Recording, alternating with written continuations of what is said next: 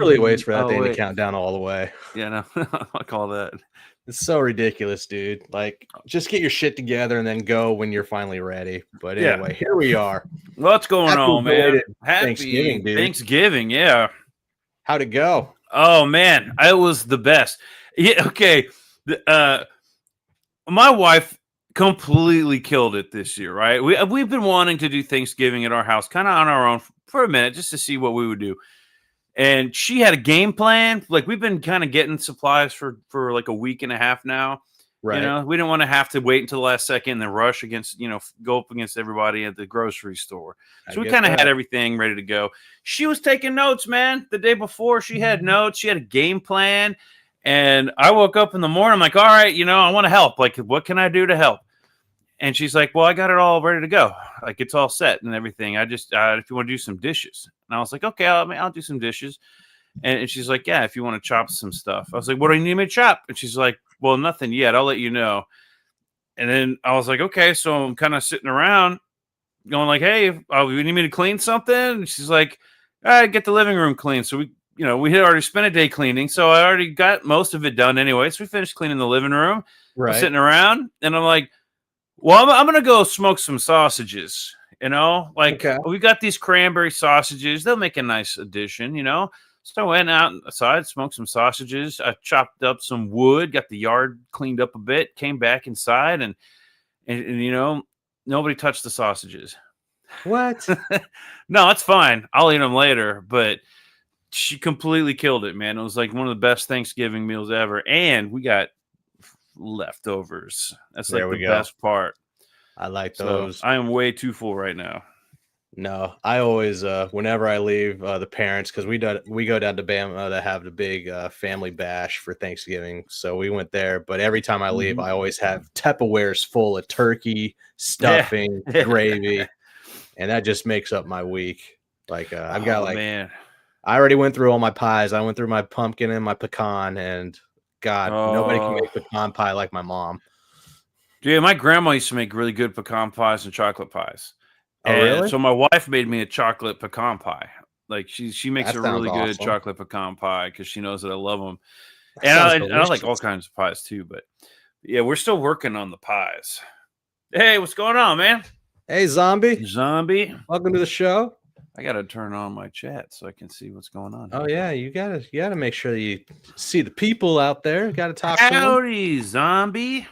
But dude, yeah, those Tupperwares. Me and a buddy of mine used to do this thing. We call it the turkey off, where the night before Thanksgiving, like a bunch of friends would all get together. We did it for a couple of years. We'd all get together. We'd like go crazy on the turkey the night before and smoke them. Like we were like smoking turkeys, right? And we had one that was really successful year. Like 100 people showed up to this party, right? And we're all smoking turkeys. We had a giant pit, and the way we would do it, we burn coals over in another pit. And then we'd shovel them into the grill, into the fire pit, like the smoking pit, and mesquite wood and everything. And I made a mango habanero turkey. That sounds awesome, dude. It was so good. And in the middle of the night, speaking of taking trays home, by the time the party was over, I got to my turkey and it was like half eaten, which is fine because my kids aren't going to eat it. It's kind of spicy, so the kids weren't going to eat it. So I loaded up in my car and I'm driving back home and I get a bump in the road and that turkey goes whoosh. This was like 10 years ago, right? And I still have grease in the top of my fucking car. There's still like little splatter spots from that turkey night. But I did make the turkey. I did get the turkey home for the most part safe and sound. And I think the best turkey I ever had was one Christmas we were in Indiana with our other side of the family up there, and they decided to deep fry a turkey. But first they melted butter and used the big syringe and just stuck it into the meats. And you saw this burger plump up double size. Yeah. Dip it into the big frying boiler. Are you supposed to? Dude. That sounds freaking awesome. I've never fried a turkey. It was perfect. I know I'm the guy that's going to fry it and it's going to explode everywhere. Yeah, you got to make sure that shit's thawed. Thawed out and like you don't have, I don't even know what, I'd be too afraid to even know. I've had fried turkey, and I like fried turkey, Yeah. but I'm like accident prone, so I already know. I made sure I stayed away from it while they were doing it, but man, was I in awe when that bird came out and I got to eat it. Oh, just the crunch of the skin, but with the butter running down the face. I don't even know how my wife did it. She does these turkeys in the bag, right? But she like injects it with the butter and all that stuff. Yeah. Beforehand, and like does like you're saying, she makes the turkey like super fat and plump or whatever, and then she sticks it in the bag, and then we cook it for a couple of hours. That's how you cook a turkey, right? And I don't know how she did it this year because the meat literally, like the turkey disintegrated off the bone. It was like perfectly moist, like all the meat just melted right off of the bone. That's what I've never seen it like that before. It's like the easiest. You didn't barely have to carve the damn thing. Like I'm not even hungry, but man, it's making me want to eat some more. Yeah, right. And she did this mac and cheese, and I was like, "Holy crap, dude!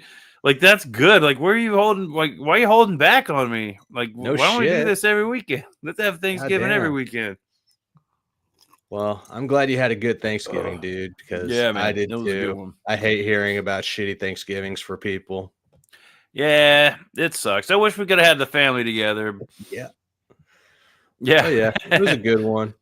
Oh, and I got my ugly Christmas sweater in the mail this week. So I'll be wearing that for each live stream we do this coming December.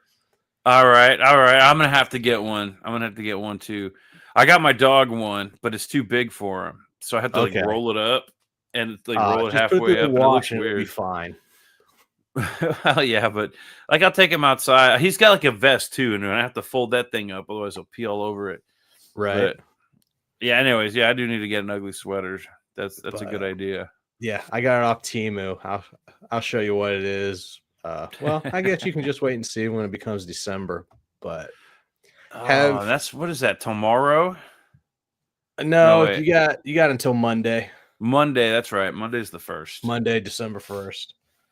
And I've been looking at some campaigns, dude, and I really want to back some shit, but anything cool around the holidays I really can at the same time. And the one that I was looking at backing, let me bring it up.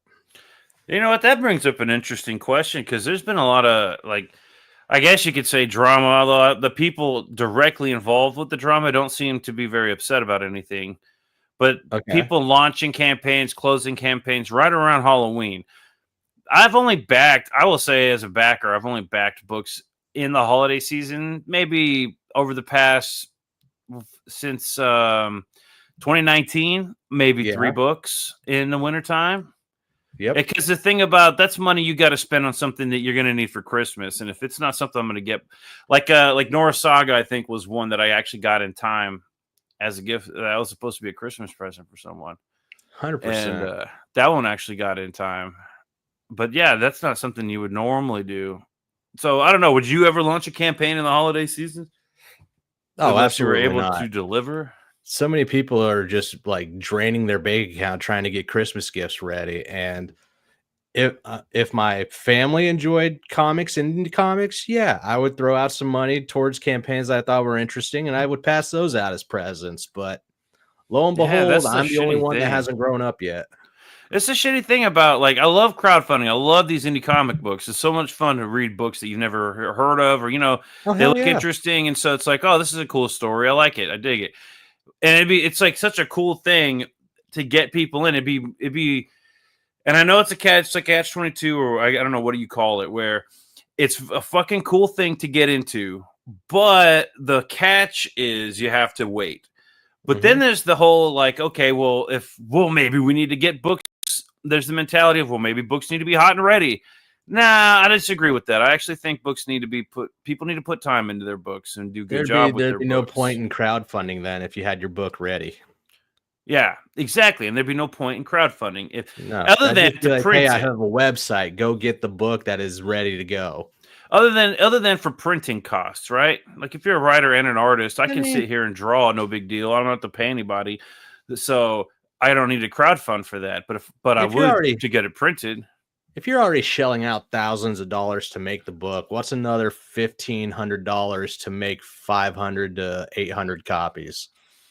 Yeah, right. Like a pre-sale thing. I don't Seriously, know. but no, crowdfunding is so because you have a project and you need money to go towards it to make it, and Yeah. it's your roll of the dice to see that thing come to fruition. And I But do like Fund My usually, Comic with the storefront option. That's a nice touch. yeah, but usually when you fund your campaign, then the book should be made and go out to your backers. But unfortunately, I actually have a long list here of books that I backed that I have not seen, and I can guarantee you I will not see about 8 of them on this list. I've got a couple I'm not expecting, like Roken, not Roken. Yeah, is it Roken? Not Groken. Not to be confused with Kenneth Rokerford's Groken. That book is Right. fucking awesome. Roken was, let me pull it up. But while I'm pulling this up, speaking of funding, holy shit. Dude, what is this SWAT book? Cats? That was my shit when I was growing up. I've never heard of SWAT Cats. Oh, dude. How have I not heard of that? No, it was over on Cartoon Network. It was right when the transition was happening for Hanna-Barbera to come up with Cartoon Network. And one of the main cartoons that was going to be part of that lineup was going to be SWAT Cats. But because of that change in the 90s, because early 90s, it was apparently getting too violent and everything. So they wanted to tone down the violence in kids' cartoons because they thought it was adding to all the ruckus that was taking place in schools. So after only one season and then not even finishing season 2, like they were like 4 episodes into season 2, Ted Turner, that motherfucker, canceled SWAT Cats. And I swear to God, if he had let SWAT Cats live, I think it would have been a contender for Ninja Turtles. Hands down. Yes. This looks Sonic, cool. Fuck like all the other anthropomorphic creatures. SWAT Cats would have had TMNT by the balls, I bet. So who's the creator? Is it the artist? Like, is it the team? Because I mean, a cartoon is like a little bit more. Yeah, the original creators got together to make a comic book, and this is it. So let me get on it, and we'll talk about it.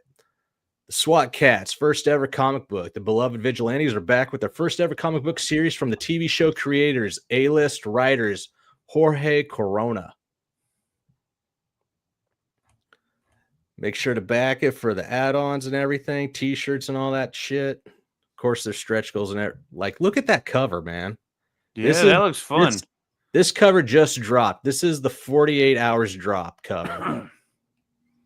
And we are in the last 19 hours of this campaign being ready to fund. So if you were a fan of SWAT Cats, the problem is it's right here at the beginning of the season where my money needs to go elsewhere, but I really want to pull the trigger on this. When are they expected to be delivering this book? I'm not too sure. I haven't read through everything yet. 19 days left? Yeah, 19 days left, 32 years later. No, not 19 days. 18 hours to go. Oh, shit. 18 hours? 18 hours. And I really, really want to back this campaign. But oh, man, this is one of those ones that's like you might have to, get the small tier. Or, yeah, otherwise you're going to, because this is one that people aren't going to be putting on eBay immediately, No, and the art on this book is fantastic. I absolutely love this. There was a book that I saw. It was from a big creator. I can't remember if it was now Spawn was doing the statues. And we had the Transformers campaign. Dude, that looks fucking cool. I like that artwork. I can't remember what it was. I did see it in stores though. There was a book that we had that we had looked at crowdfunding, and then yeah, I saw it in the comics shop. But this is the kind of art style I love. What in the okay? Yeah, dude, me too. Yeah, this is inspiring. Like this is very similar to not necessarily similar to how I draw, but this is the kind of stuff that I like looking at to get my juices going, that it makes me want to draw more. I love jets, dude. Jets are the funnest thing to draw. This is insane, dude. Like this brings back so many memories of watching those cartoons early in the morning. And then those Sundays they would have 6-hour runs of SWAT cats. It was awesome. Yeah. That sucks it took them this long to put something out. Yeah. Well, yeah, it's 32 years later and they finally came up with the idea to do this. It's pretty smart though, thinking about it. Because I mean, whatever they did in all these years, who knows? But dude, that's a fucking sick panel right there. Yeah. Yeah, but that's it might be a good way to reinvigorate the IP. You know, put out a good comic, a successful comic book. Well, it's like I said, it should have never left. Popular. Yeah. How can you look at that and be like, that's not going to be badass? Yeah, who are the artists on that? Because I'm jealous, dude. That artwork looks fucking cool. The artist on this, I believe his name is A-list writers and Jorge Corona. So I think Jorge is I've heard that name. Artist. What else has he done? I've heard that name. Jorge Corona? I have no idea. All right, Jorge Corona. George. So let's see. I'm going to check out the tiers real quick. Ink pulp. For $1, you can do the access, the add-on store. Digital edition is $15. Oh, you can expect this by January. You can expect this in 2 months. That's worth it. You're probably not going to get it in 2 months, but is this the guy that did the new Transformer series? Could be. Because I like the new Transformer series. At least what I've read of it. I haven't read a whole lot of it, but the first couple issues were pretty good. Okay, so the Kickstarter exclusive cover is $40. Kickstarter exclusive hardcover plus blind bag is $60. So you get something extra in a blind bag. That's cool. And then you get extra covers with it. So you can get a floppy and a hardcover for $70. That's fucking worth it, dude. Is that the cheap one? Eat it. I think I'm going to eat it. I really do. Wait a minute. How big is this book? Looking for that info right now. I'm I don't fucking see that.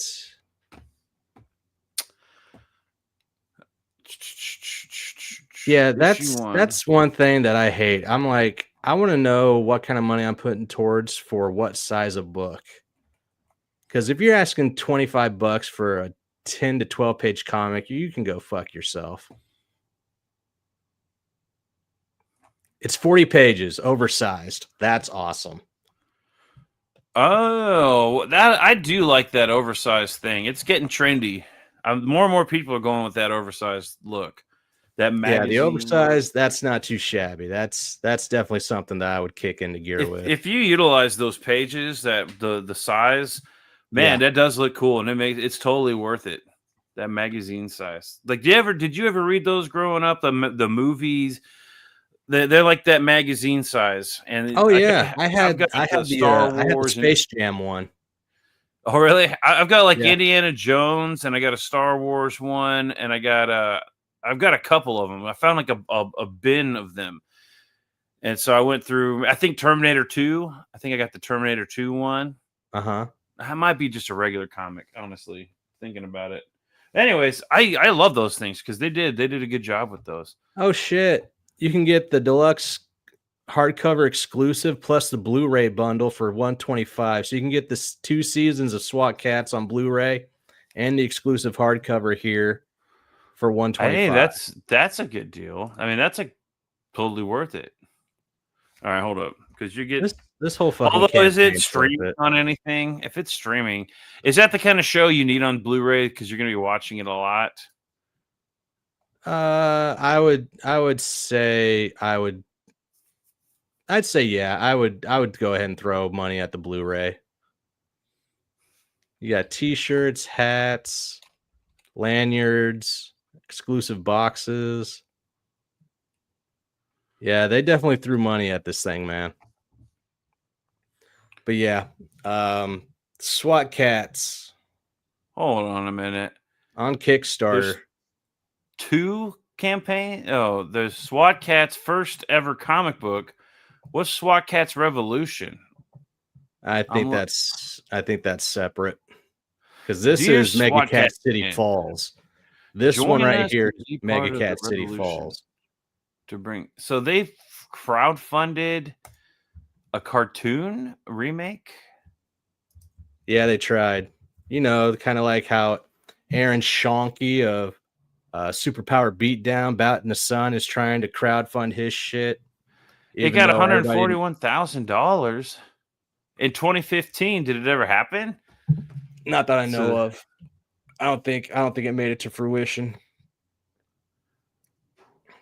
Oh, that sucks. Anyway, SWAT Cats. The link is now in the description if you want to go over there and grab it, snag it real quick. 18 hours left to go on that one, man. That's something to have. All right, yeah, I'm going through it right now, looking at these tiers.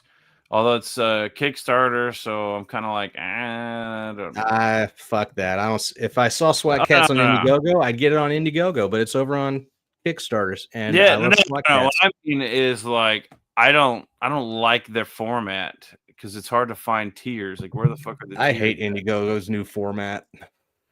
Indiegogo and Kickstarter. It's a lot like Kickstarters. Mm-hmm. Like it's hard to back the book. Like, don't make it so hard for me to give you money. Yeah, no shit. Almost makes me want to go over to Fund My Comic, even though everybody says that they have issues with some stuff. But it seems the most simple at this point. I like the Fund My Comic format as far as what I'm getting. Like the layout of everything, I really like their layout. I wish we had better books and more people over there and with like bigger projects because I like to see more come out of that, like go through that website. Yeah. Okay, so we've got a $12 Pogs, $15 digital for 40 pages, $15 on digital. Mm-hmm. All right. Hey, well, I've made the argument for that. Well, sure. Yeah, I mean that's fair, and that's a good argument. They've had to pay some people to make the thing, so and if they're proud of it, it's worth the digital. It is the thing. It is the thing. Well, yeah, but the thing to crowdfund is the physical book. I mean, to get to backers, for them, they want to make the book. They have to pay for it, though. They need to crowdfund the creation of the book. And while it's not necessarily like a store, you're backing it, and as a reward for supporting the project, you're promised a book, right? Yeah, that's the point. And so you're right; it is a crowdfund to create the thing.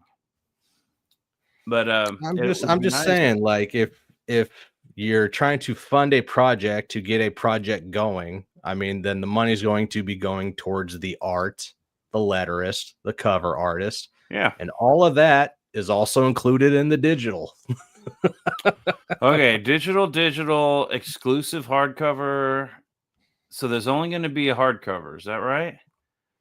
And the cheapest. There's a hardcover, but if you get the $70 tier, it comes with a secondary book, but that's a floppy. So you can get a hardcover and a floppy, which, of course, I would keep the hard copy and send the floppy over to somebody that also enjoyed SWAT Cats. But I'm so sad that you missed out on that, dude. Yeah, no, I mean, there were so many cartoons that I didn't get to watch. Like, I didn't even know Pirates of Blackwater was a thing until high school. Like that was because we didn't have, like, when I was like around that age, we had the main 3 channels or whatever: ABC, CBS, NBC, and Fox. Yeah, and then PBS. So, and then there was like a time where we had a satellite dish that picked up. It was like one of those gigantic satellite dishes that we could pick up TV stations from Russia. Like it was like a crazy, but I don't know how that. I don't remember what happened to that thing. I think somebody mowed over it or mowed over the cable, and then we lost that thing. Yeah, my dad was real big on electronics, so we had for a short time. My aunt and uncle up in Indiana actually hit the lottery back then. Like they played the lottery and they won with a buddy. So them and a buddy of theirs that went in together on the tickets split it, and they would take it out annually, right? They didn't take it in large sum because that means more of a percentage would be taken out. So they would take it annually in smaller chunks to have less. Yeah, how much would they take out? Well, I'll just say this. They remodeled their house. They had everything under the fucking sun in their garage or in their little storage unit in the backyard. They had plenty of acre, and they had the huge ass satellite that only people had in the 90s, like that big black one that just looked like you could see it from space. Yeah, that's the one. We had one of those in our yard. It came with the house that we bought. But now, for some reason, they have none of it. Not that house, not that land, not that satellite, nothing. Typical like lottery winning situation. It's so stupid. How do you not know how to fucking invest your money if you hit the lottery? Man, that's a problem. People like they did studies on that shit where people who are inclined, who don't understand money, right? Don't like, you can't give them money and then they just understand money all of a sudden. They spend money like a poor person would spend money. Here's the line that I always hear from a poor person who doesn't know how to handle money. Well, they can afford it. That line right there, if you ever hear that out of somebody's mouth, walk the other way, because they're going to be a loss. Yeah. And not to mention, what do? You go start spending money like on people to help you learn how to deal with money, because then they're going to take advantage of you. You got to just put that shit away. Like, well, they can afford it when they want to buy something big. It's like, bitch, the reason they can afford it is because they keep their fucking money. Yeah, you got to like invest it, because money loses its value every day. So you want to convert that money into something else, like stocks or whatever, Bitcoin even.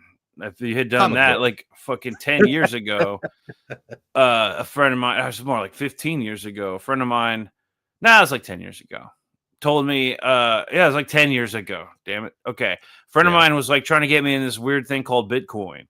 And not Bitcoin, like you need to invest in Bitcoin. It was, hey, I need your computer and your old Nintendo systems because we're going to build a mining facility. Nope. And I was like, what?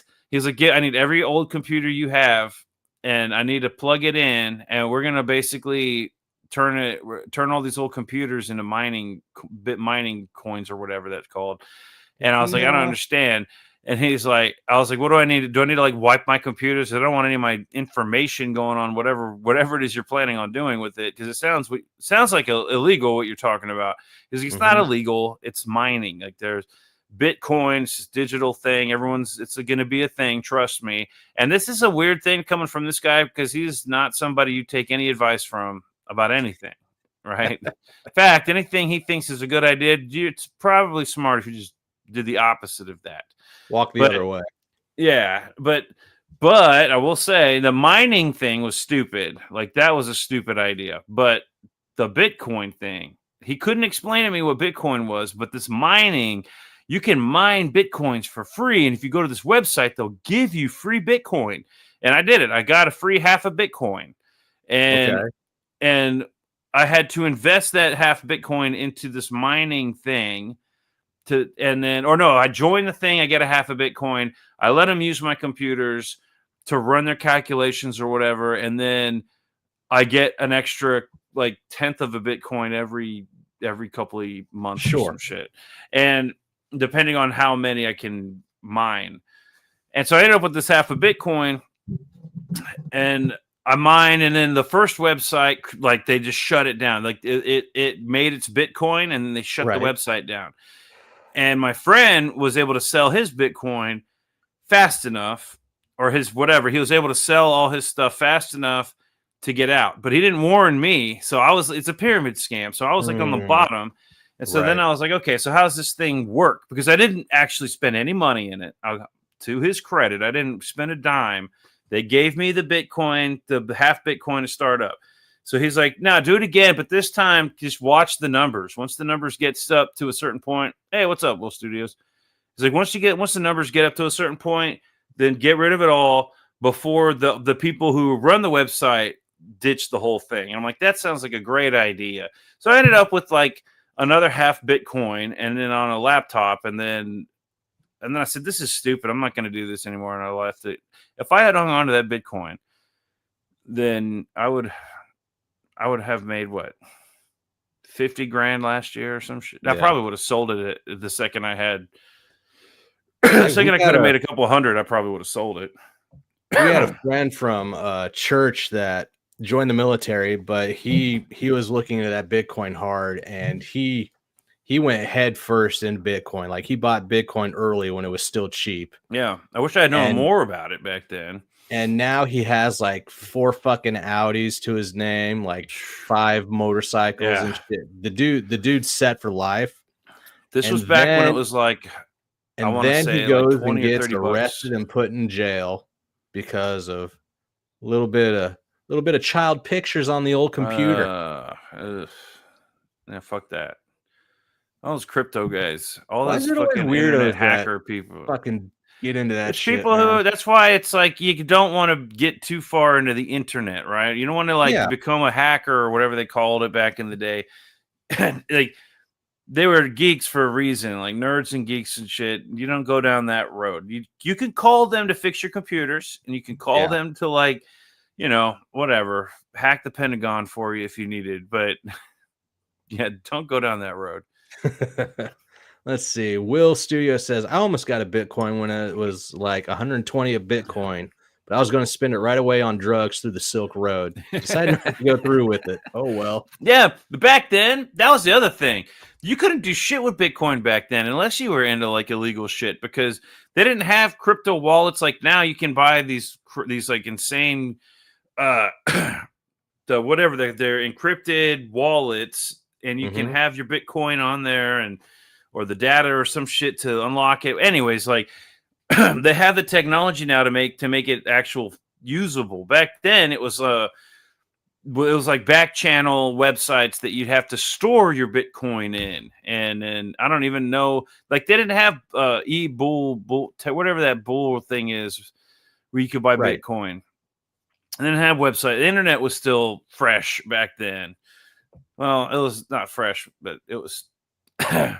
Anyways, Google was around. That.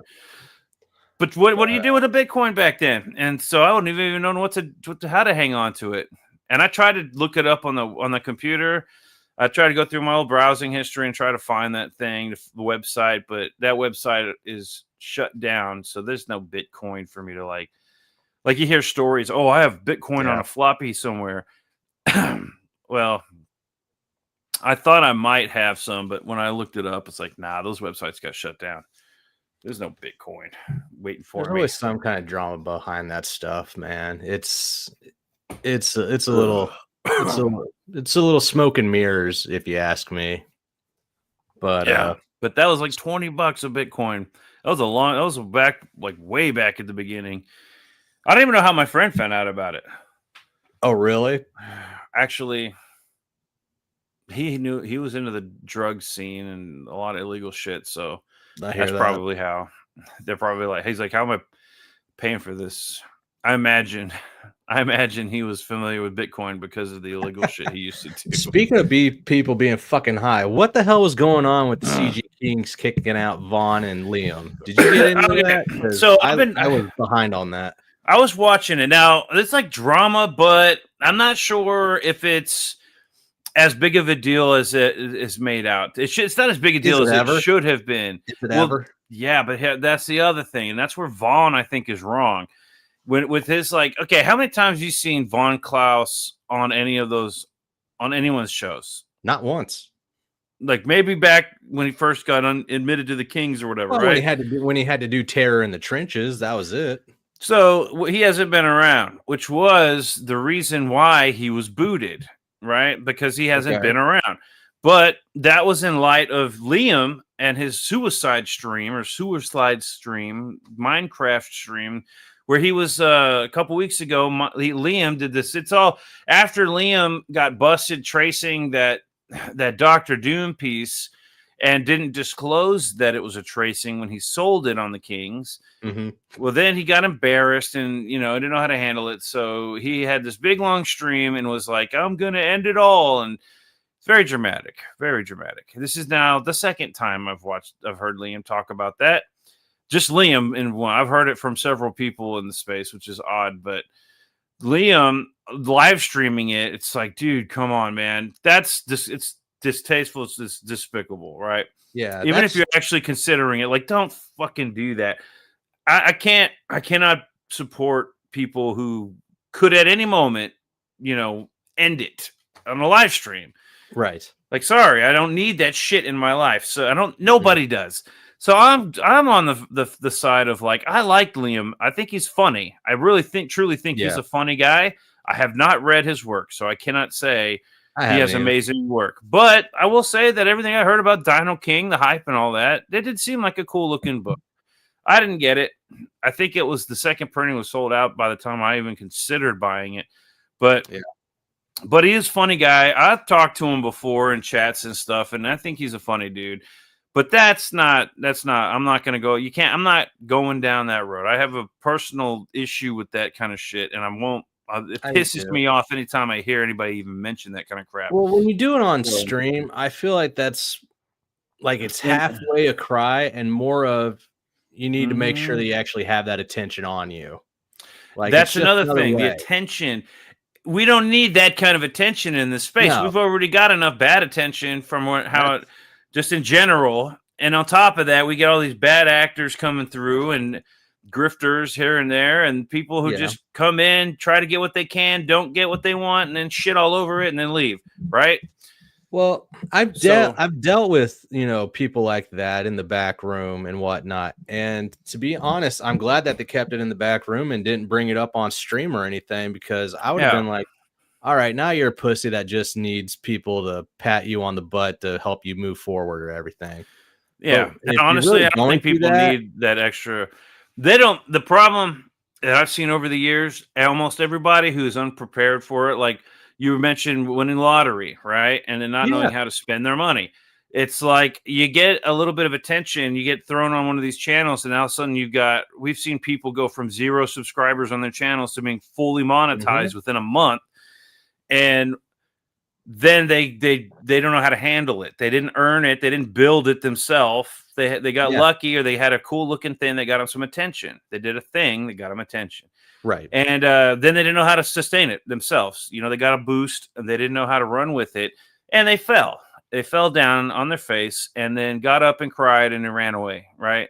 Told mommy. And then now mommy's like back over at the school board saying, we can't have that group over there. My kid fell on their face. It's kind of how I see the whole situation. Yeah. I agree with Leo and Ethan on the idea that what Liam did. Liam, I wish all the best in the world. I think he needs to get some help, and don't do that shit on the internet. Like go get help. So getting him away from that is a necessity. It's necessary to have to. He should not be in that room if that's how he's going to act and represent this group, right? They're supposed to be the CG kings. If not, I know Ethan's idea was like it's all the professionals that came into this space. Sure. But maybe it's bigger than that. Maybe it's like the pillars of this community should be in that room. Everybody's got their opinions on who should be in that room, right? But it's Ethan's channel. It's funny that it's Ethan's channel. He can do whatever the hell he wants with it. It's his back room. And he can call it whatever the hell. He can call it the CG Overlords. It doesn't fucking matter. CG is like the people backing the books. It's the group of people, which makes, I think it's hilarious every time somebody leaves. I'm leaving CG. Well, you'll be back. Then you were never CG, because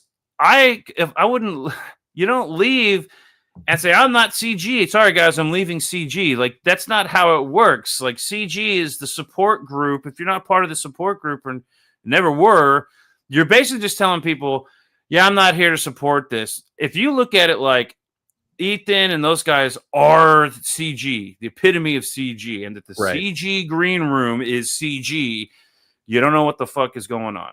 You don't understand what CG is. No. And so there were groups that had left that I felt heartbroken that they left, because they were supporters. Yeah. And it really hurt when those guys left.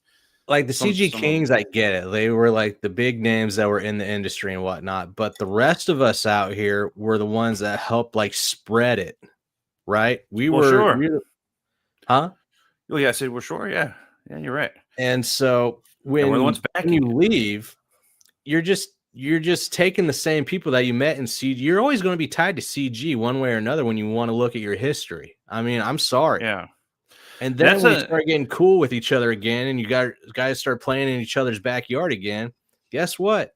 You're going to be adjacent or you're going to be part of CG. Nobody's ever just not CG, at least in my book. And guess what? To everybody who's like, I'm not CG, to the mainstream, to everybody else, you are CG, right? You are. So it doesn't matter what you think or say, Richard Ombre or whatever. You can fucking cry. I'm gonna leave. It's like I'm gonna leave CG quietly.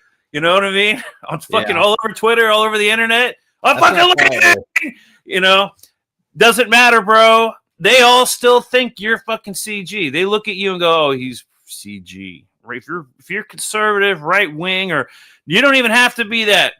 If you were anti-left fucking madness right now, left like the Democrat madness, if you were just not about that shit, you're fucking CG, and you just need to accept that and stop shitting on it. You know what I mean? You are. It's like, I'm not even going to say the quote because I hear that fucking quote all the time. But anyways, it's not even that. Like this circuit of indie comics is what gave me my start, right? Like the first person that I looked at when I wanted to start getting into indie comics and everything after the fact of like, you know, Super Able and doing that anthology with people. When I wanted to go out on my own, I started talking to this one dude that used to have the tag on Twitter called CG World Order. Never found out his name or anything, but he was so cool to me just because I reached out to him and was, hey, I'm new. I want to get to know people. I've got a book that I'm interested in showing off, and I just want to get out there and get my you know, feet wet. Yeah. He was like, dude, go over here. Go to Sporkman Studios. Go to Simon Pothier, you know, of Natverse. Go to Dean James. Go to Dean James, Comics Maidens, Kemosabe. I always call it Simon Pothier or whatever. Pothier. Yeah, but he just unloaded all these people that I could go hang out with and check out for my first time coming through CG. And I was so thankful about that, dude. What's going on, Mo Biggs?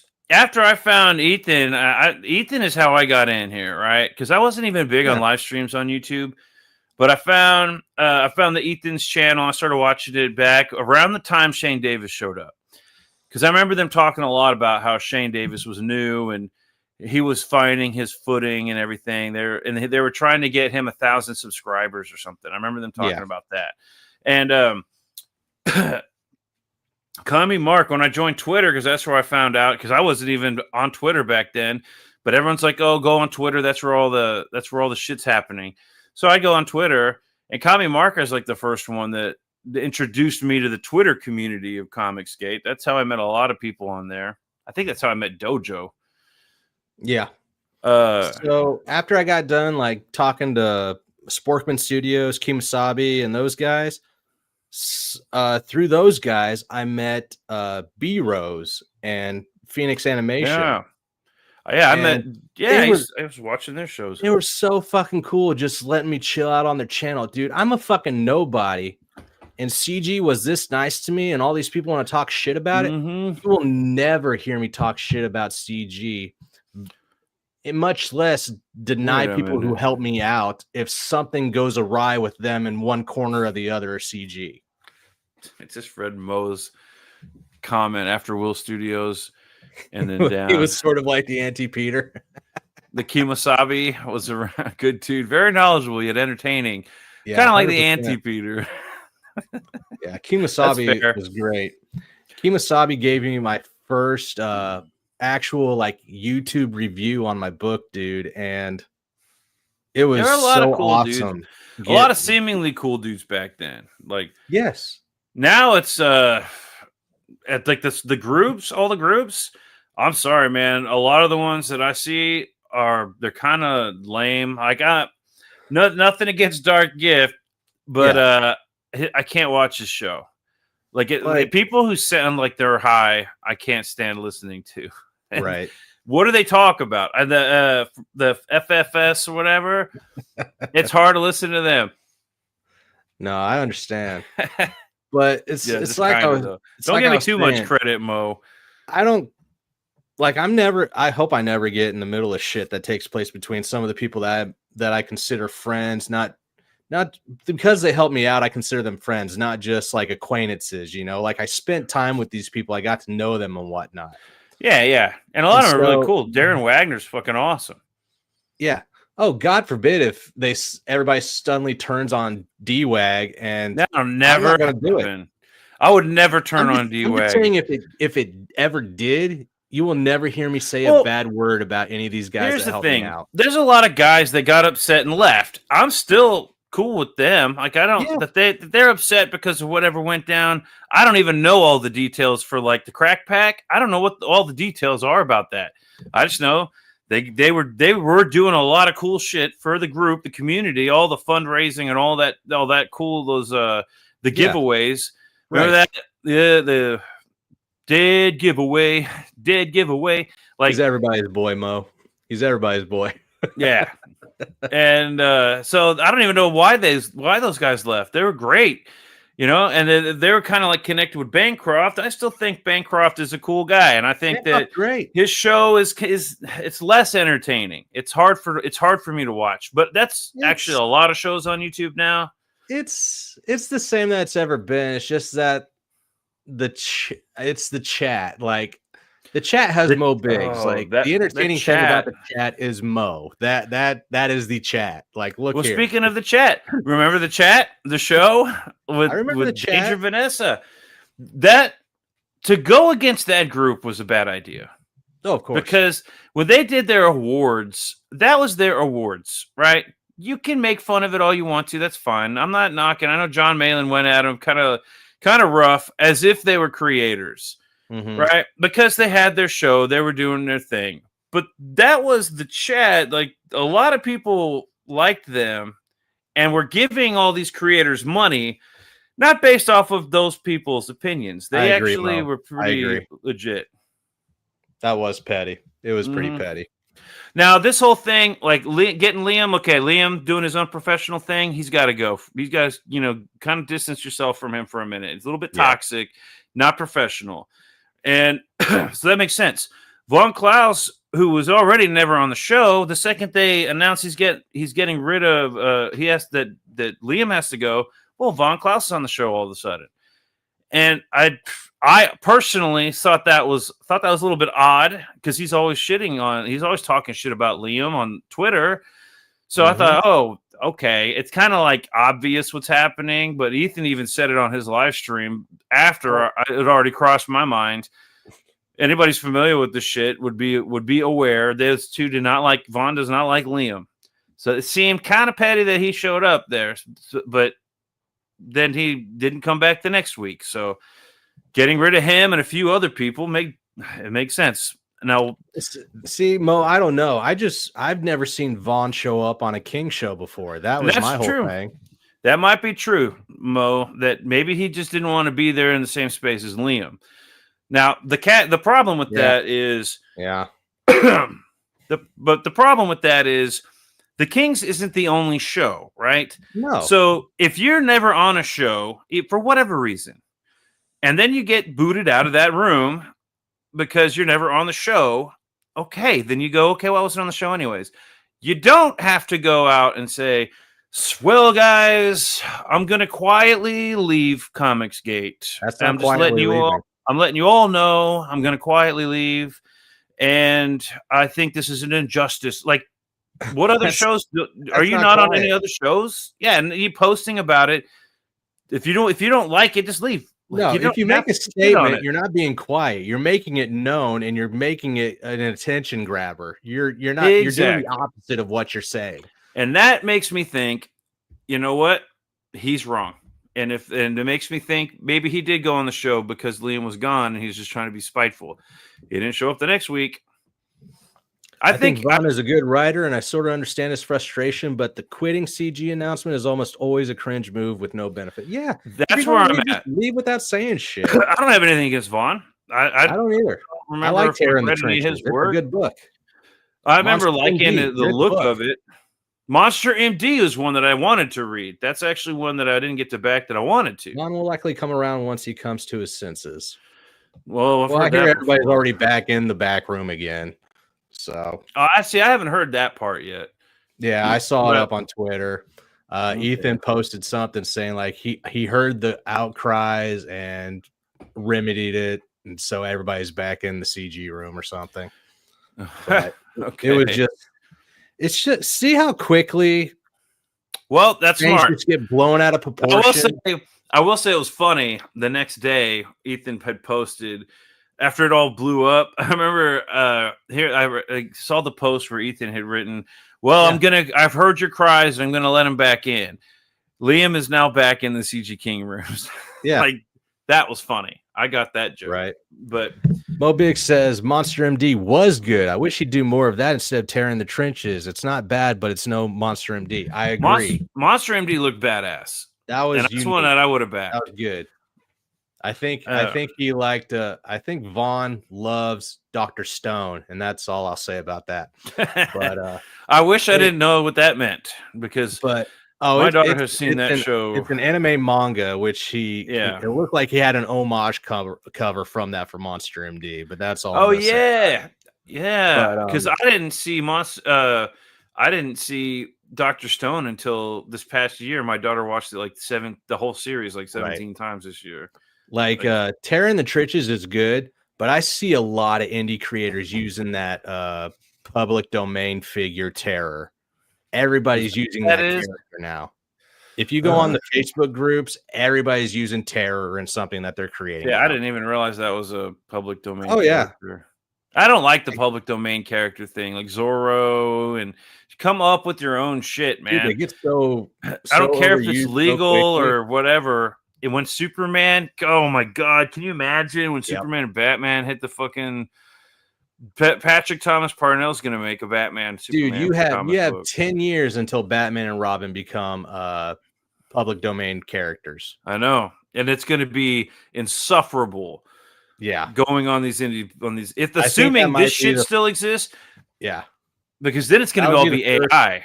That'll be the first 5 years that I actually leave the indie circuit just to get away from that.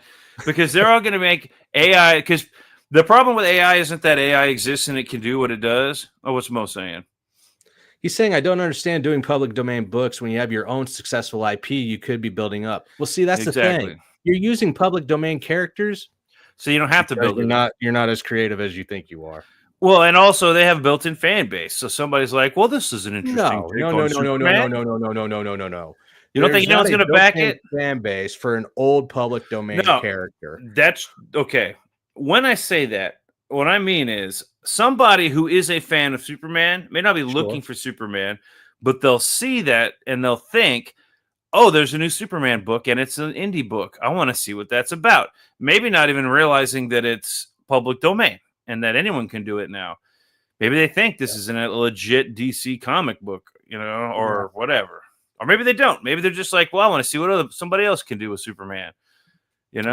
It has fans already, not like the Patriarchy or whatever that book was. Right. Like that Superman book doesn't have a fan base. That was the most metrosexual character I've ever seen. Bro, don't put purple on the man. Like, unless you're Magneto. I mean, I can pull off purple, but it's not for everybody. Yeah. I mean, a purple and white, baby. Yeah, I mean, Vaughn in this case, Monster MD did well, and a sequel could have done even better. I agree. Instead of focus on multiple issues of some old-timey character most people forgot about that he doesn't own. I feel like you're speaking to me now. I mean, ultimately, it's up to him. That's what he wants to put out there, and it's not like the book sucked. I just don't get it personally. It's because when you sit there and you create like a book that's focused on one character, creators have multiple stories. If you're an actual creator and you like using your imagination and making shit happen. One is fucking a nightmare. And that's why I am trying to do Brother Kit right now, because I had another idea that I want to do. But so many people will keep on coming back to me, you included, people be like, where's Cobalt 3? Where's Cobalt 3? Yeah. That's because Cobalt 2 is on a cliffhanger. And then I'm like, where's Cobalt 3? And you're like, here's Brother Kit. And I was like, get that the fuck out of my face. Where's Cobalt 3? I need that cliffhanger dude. It's coming. But With the art and everything, here's the problem with AI, and I don't know if I've heard anybody say this yet, but it's not the fact that AI exists and that it can do what it does. We were just looking in the back room at that one campaign, that one guy on Twitter that Stanley was showing us. All he does is AI comics, it actually looked all right.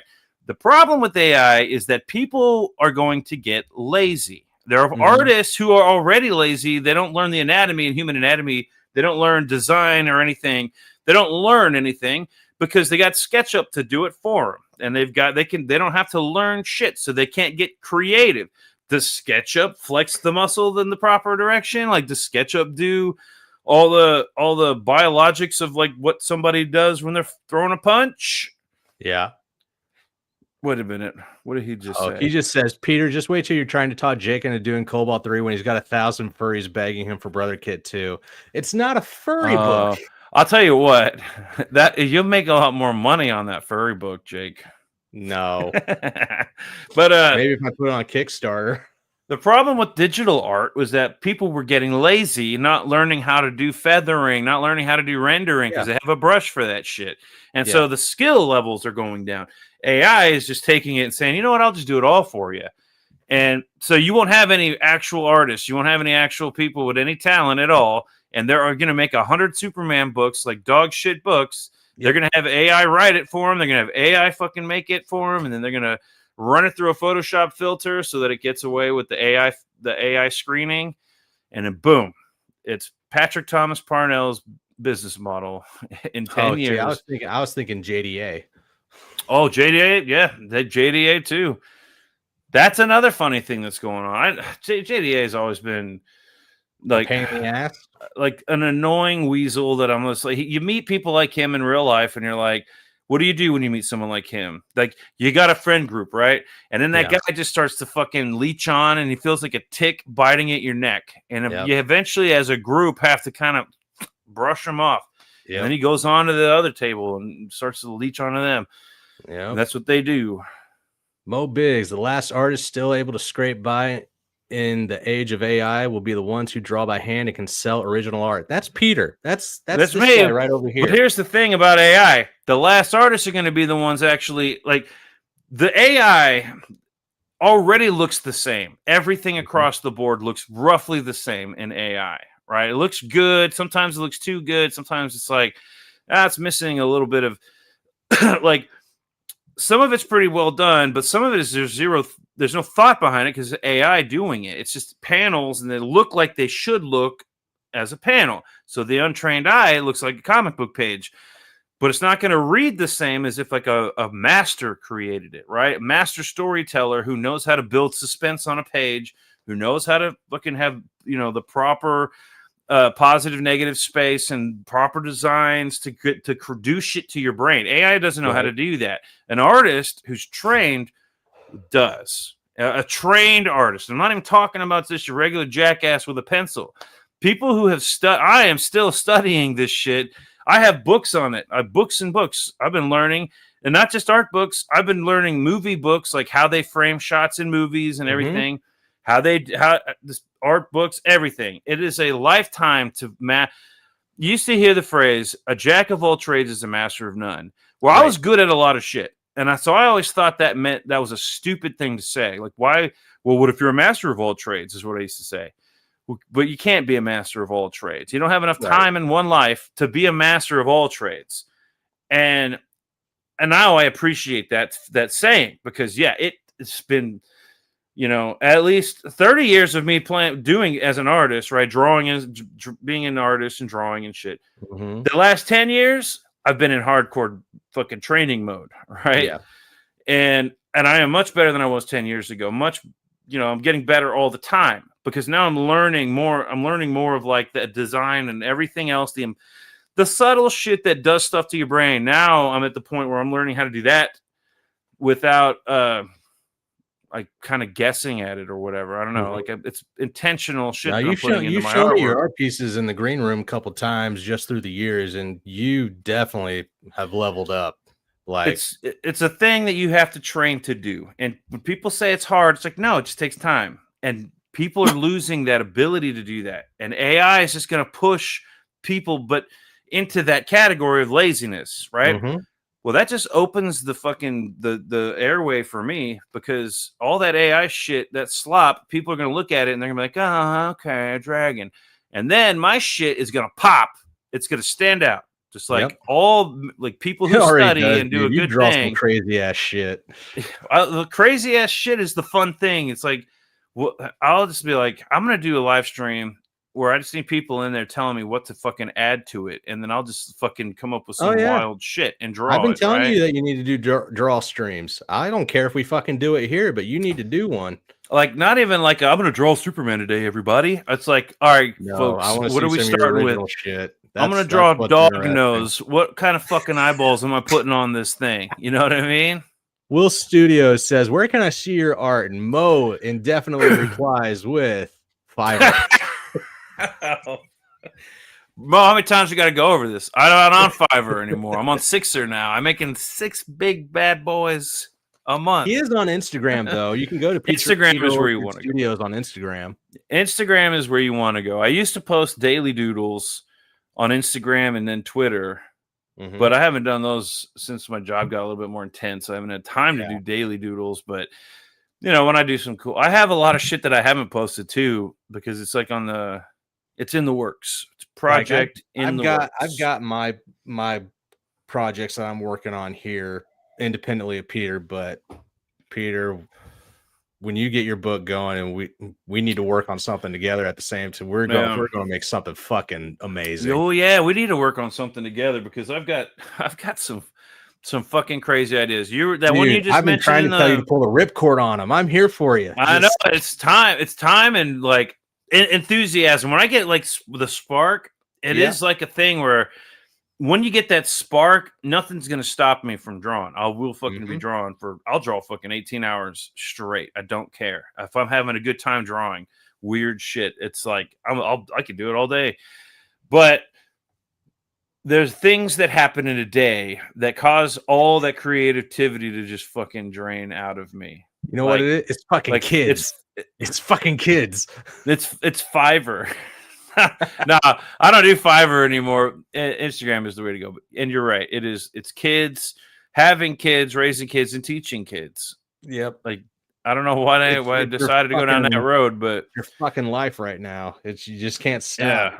Teaching kids is like the most draining thing. And then I got a puppy. So it's like I get home after, I take care of the kids, and then I go to work and teach kids, and then I come home and take care of kids, and then I have to take care of this puppy until fucking midnight, and then I start all over again the next day. It's a fun day. It's a pain in the ass. This week has been nice. Like a week off has been. You always got to pander to kids, and one of my problems is pandering to kids when it comes to the Ninja Turtles. Oh, that's our next subject. Yeah, let's talk about that. Oh, hold on, real quick. Before you do that, Peter says, Mo Big says, if Peter starts drawing furry degeneracy, he can keep going all day until reaching a certain conclusion, at which point all his energy is drained and he loses motivation to continue. Furry shit? What do you constitute as a furry? Anything anthropomorphic, or just because cats and Shane rabbits? Called my book furry because he's jealous of the awesome shit I'm creating instead of his starlight pussies. Leave me be. This is not one of these aren't furries. This is awesome. I got a sketchbook with some weird shit that I used to draw, and because I used to watch, I used to look up Ryan Brown's artwork for the Ninja Turtles. He used to do he did some sketches for the toys back in the day, for the old ones, and then he did a lot of stuff for the Ninja Turtle Adventures. And man, years ago, I started looking at his artwork and just fell in love with it. Like, I love his artwork. His old Ninja Turtle shit is so fucking weird and crazy that I was just like, oh man, this is what it's all about right here. And so I was kind of doing that I started making my own characters and drawing and rendering. And his work with Peter Laird, he did covers, I think, mostly for Turtle Adventures. And those are my favorite covers. The Peter Laird, Ryan Brown covers are the best. You gotta show those off when you can, because I don't know the artist that you're talking about, and I never read Turtle Adventures. I read Image and then IDW. Okay, one of my favorite covers, Mirage Comics. Turtles Adventures. This is back when I was a kid. Like right after the cartoon came out. They did Ninja Turtle Adventures and images. We spoke about this for a little bit, but we didn't get in depth with it. And the sad misfortune of the fans of Teenage Mutant Ninja Turtles and The Last Ronin, because it was hyped and put on the fast track to become a film and a video game. Oh yeah, this is sad. Because of the new merger with Paramount and Skydance and them probably trying to buy out Warner Brothers, the new producer, his name's Neil Moritz, has decided to put The Last Ronin on the back burner for something more kid-friendly. And he's saying that he wants to Sonicify the Ninja Turtles franchise. No, I mean the Sonic movies weren't horrible, especially for kids. You say that, but I mean, in the sense of like kids enjoyed the shit out of those movies, man. Like it's gonna make money. It will make more money than a sequel to the Ninja Turtles that we wanted, but I don't know about that. Like what do you mean you're going to Sonicify?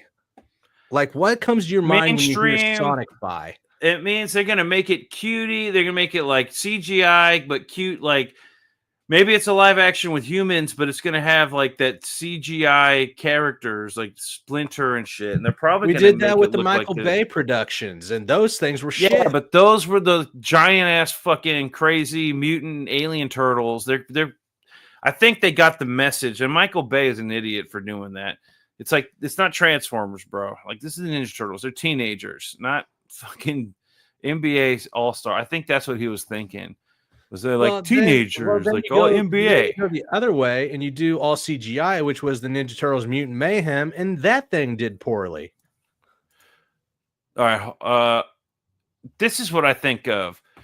I'm sharing my screen right here. Oh, okay. When I'm thinking Ninja Turtles, this is the Ryan Brown and Peter Laird covers, right? This is the kind of stuff that I fucking love.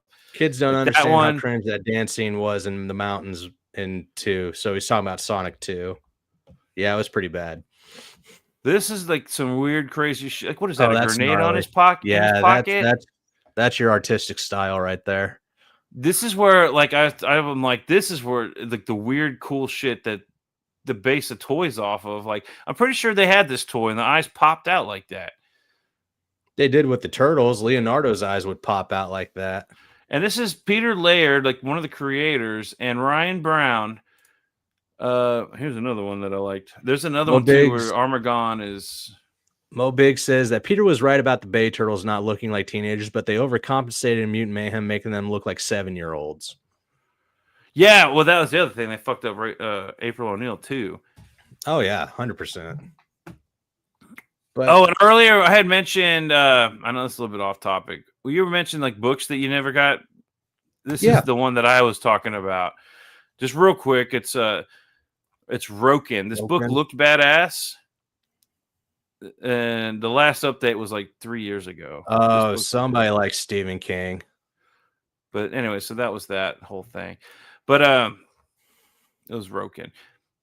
What do you mean, Stephen King? Oh, you're talking about this this one that I was showing?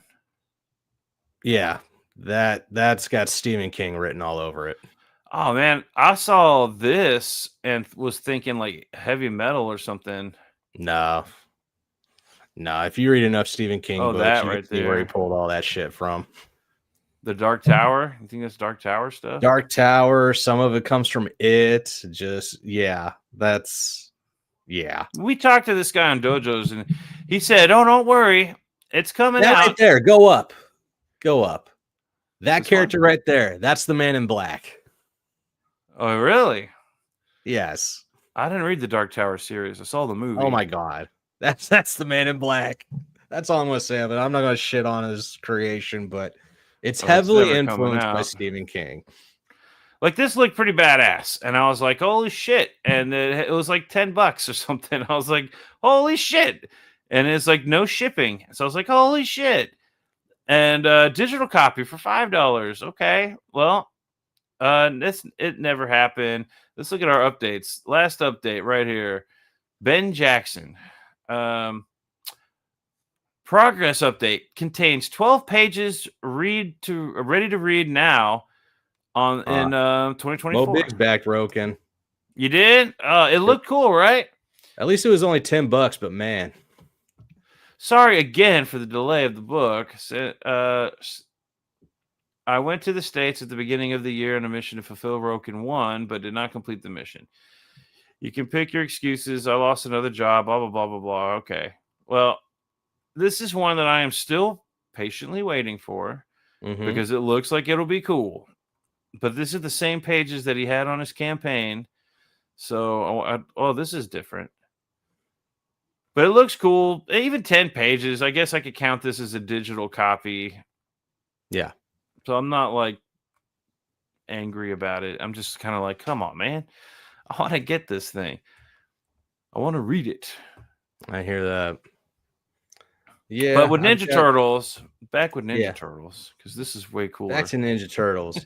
Like you were talking about Michael Bay and everything. But yeah, I'm telling you, this right here did not do as well as they had hoped. Because not only did they cancel Last Ronin, they canceled the sequel series of the Tales of the Teenage Mutant Ninja Turtles that came after this film, the cartoon.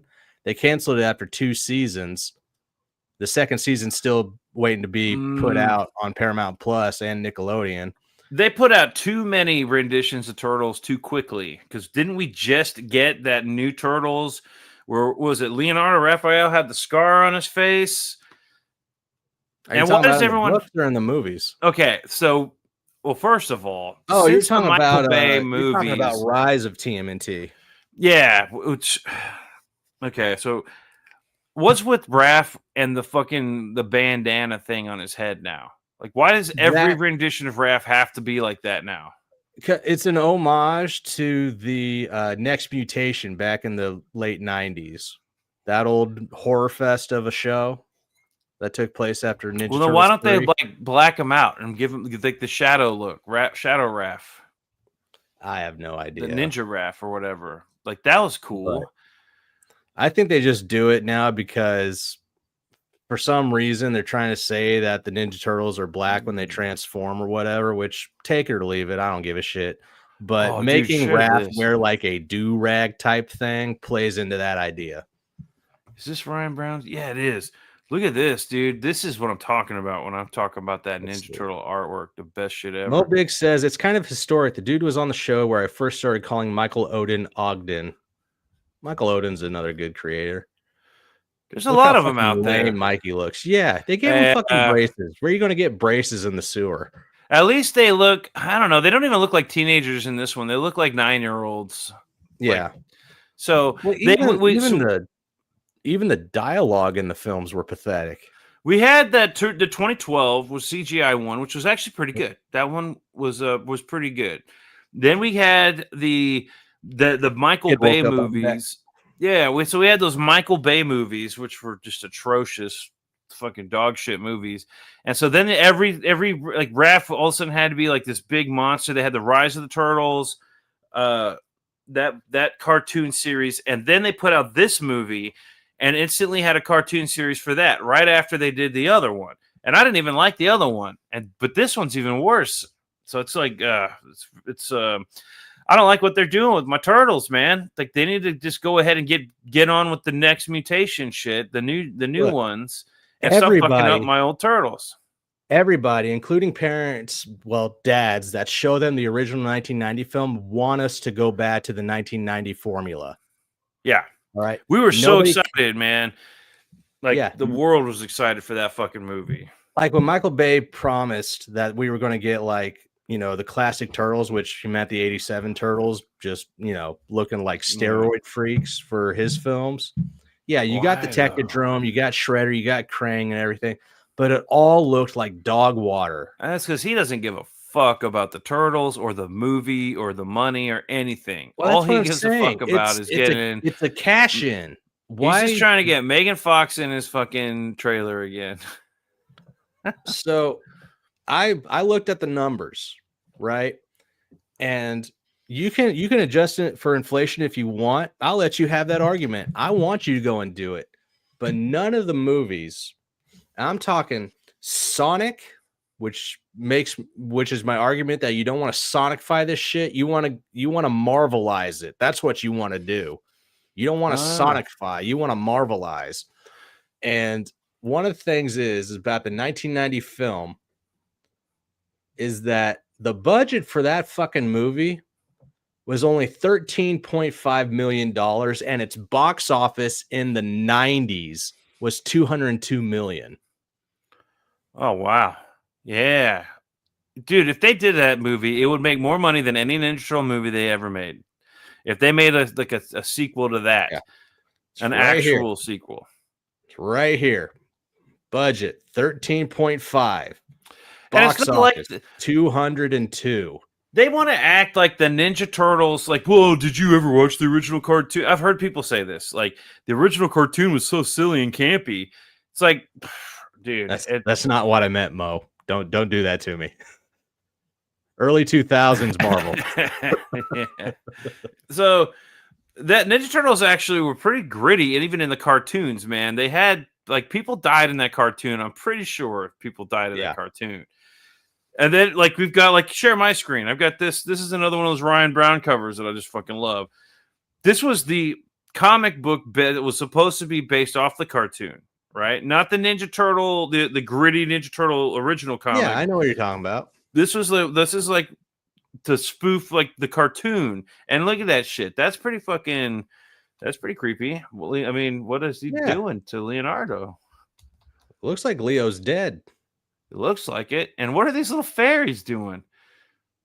You know. They're like giving an Armagon their blessing. And Armagon looks fucking badass. Yeah. That character is a badass. And I love Will Studios. He says the Ninja Turtles will never catch on again, and they need to bring back the old Turtles for the old fans so they can make it a little more money while they can. It's not that they can't catch on again. It's that they don't want to, because there are Turtles. The 2003 series was awesome. Then the 2012 series was awesome. Yes, I agree with that. I even enjoyed the 2007 CGI film, and it was watered down. I kind of do like that one too. They had Shadow Raph in that one. Pretty sure that was the one that had Shadow. But or whatever, I call him Shadow Raph. Oh, Will says he has a ton of those issues right next to him, out of order right now. Oh man, I wish I had all of them. There weren't that many. There's like 70 something of them before the series got canceled. Right before the Great Wars or whatever they called it. I have them all digitally, but I only have a couple of issues. But the Armagon run, dude, I fucking love the Armagon shit. Yeah. It's like that artwork is so badass.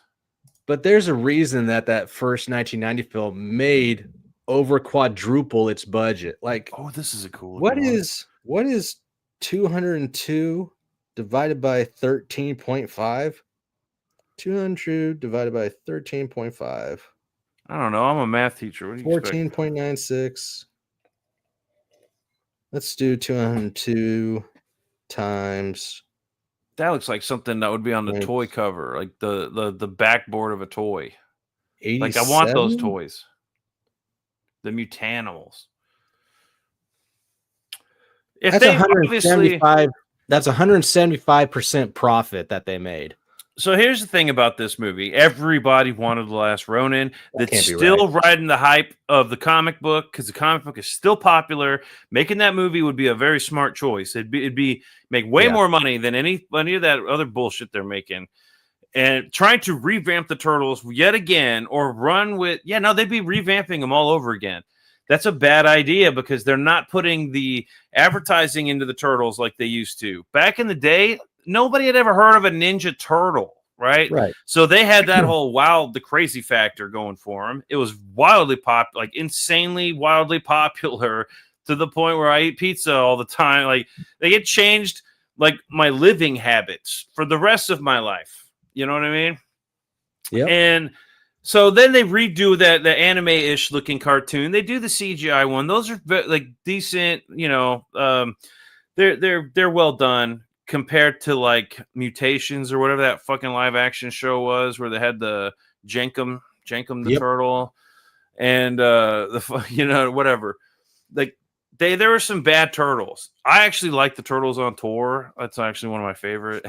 I fucking a guilty pleasure. I'll listen to that thing all the time. But anyways, those were good adaptations of the Turtles. But they also had some decent backing. It was Nickelodeon, so everyone still had cable. It wasn't streaming yet.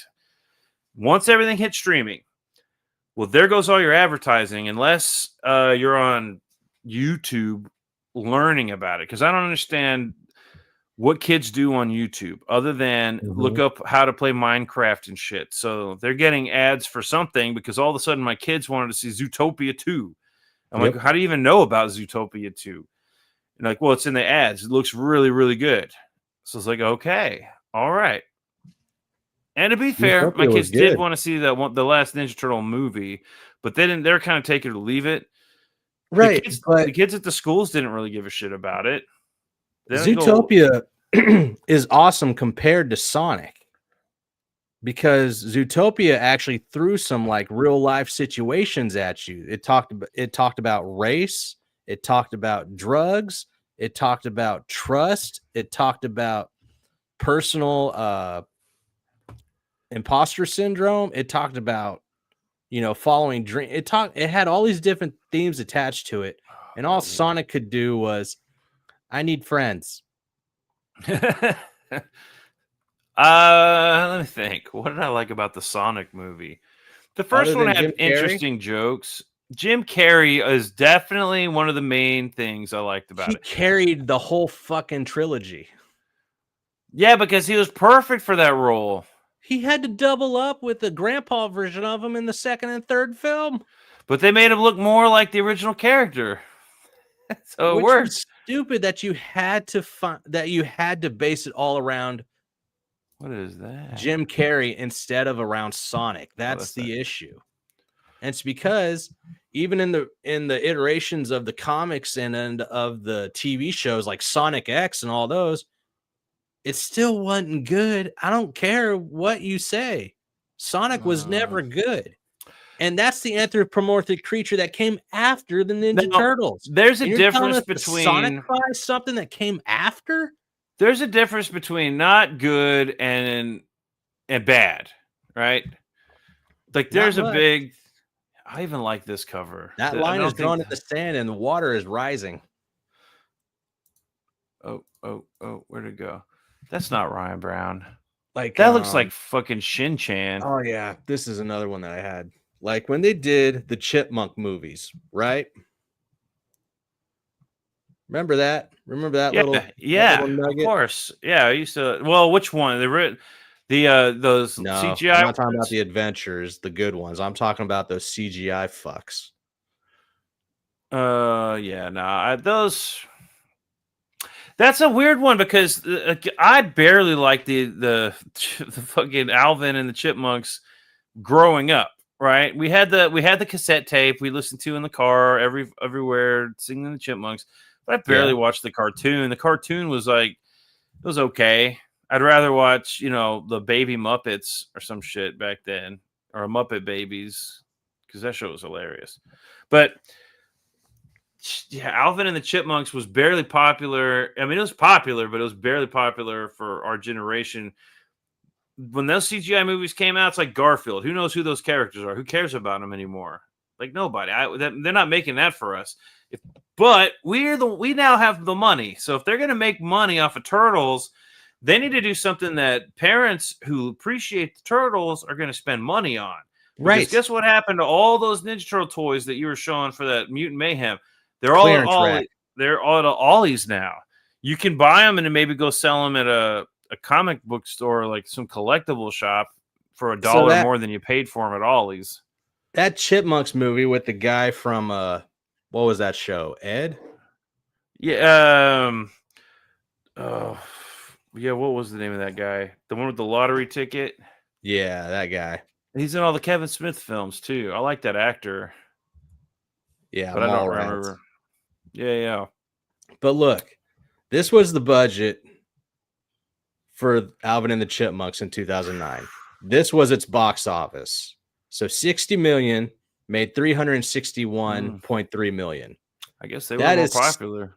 If you still want to be the guy that makes the argument for inflation, the original 1990 film knocks that out of the park. That's 2007 too. What else was going on at the time? Do you remember Lord of the Rings? Lord of the Rings was coming out around Iron that Man time, just came out in 2008. Thor was right around the corner. Captain America: First Avenger. Yeah, but this was out before the Marvel shit. No, Lord of the Rings was popular around this time. 2007. So that came like 6 months before Iron Man. Yeah, which we barely knew was coming. I remember when that trailer came out. I was like, I liked Iron Man, but only on a super weird level. Like on the level of I like the fact that he built his own costume. Hold on. I hate you, Mo. Finally, a movie that isn't afraid to talk about race. He's talking about Zootopia. But I'm saying that that's the thing that gets kids interested, is that they feel like they're getting away with watching something. Like with Ninja Turtles, I still felt like it was my Turtles, but I felt older when I was watching it because of the things that they were teaching. The first one? Yes.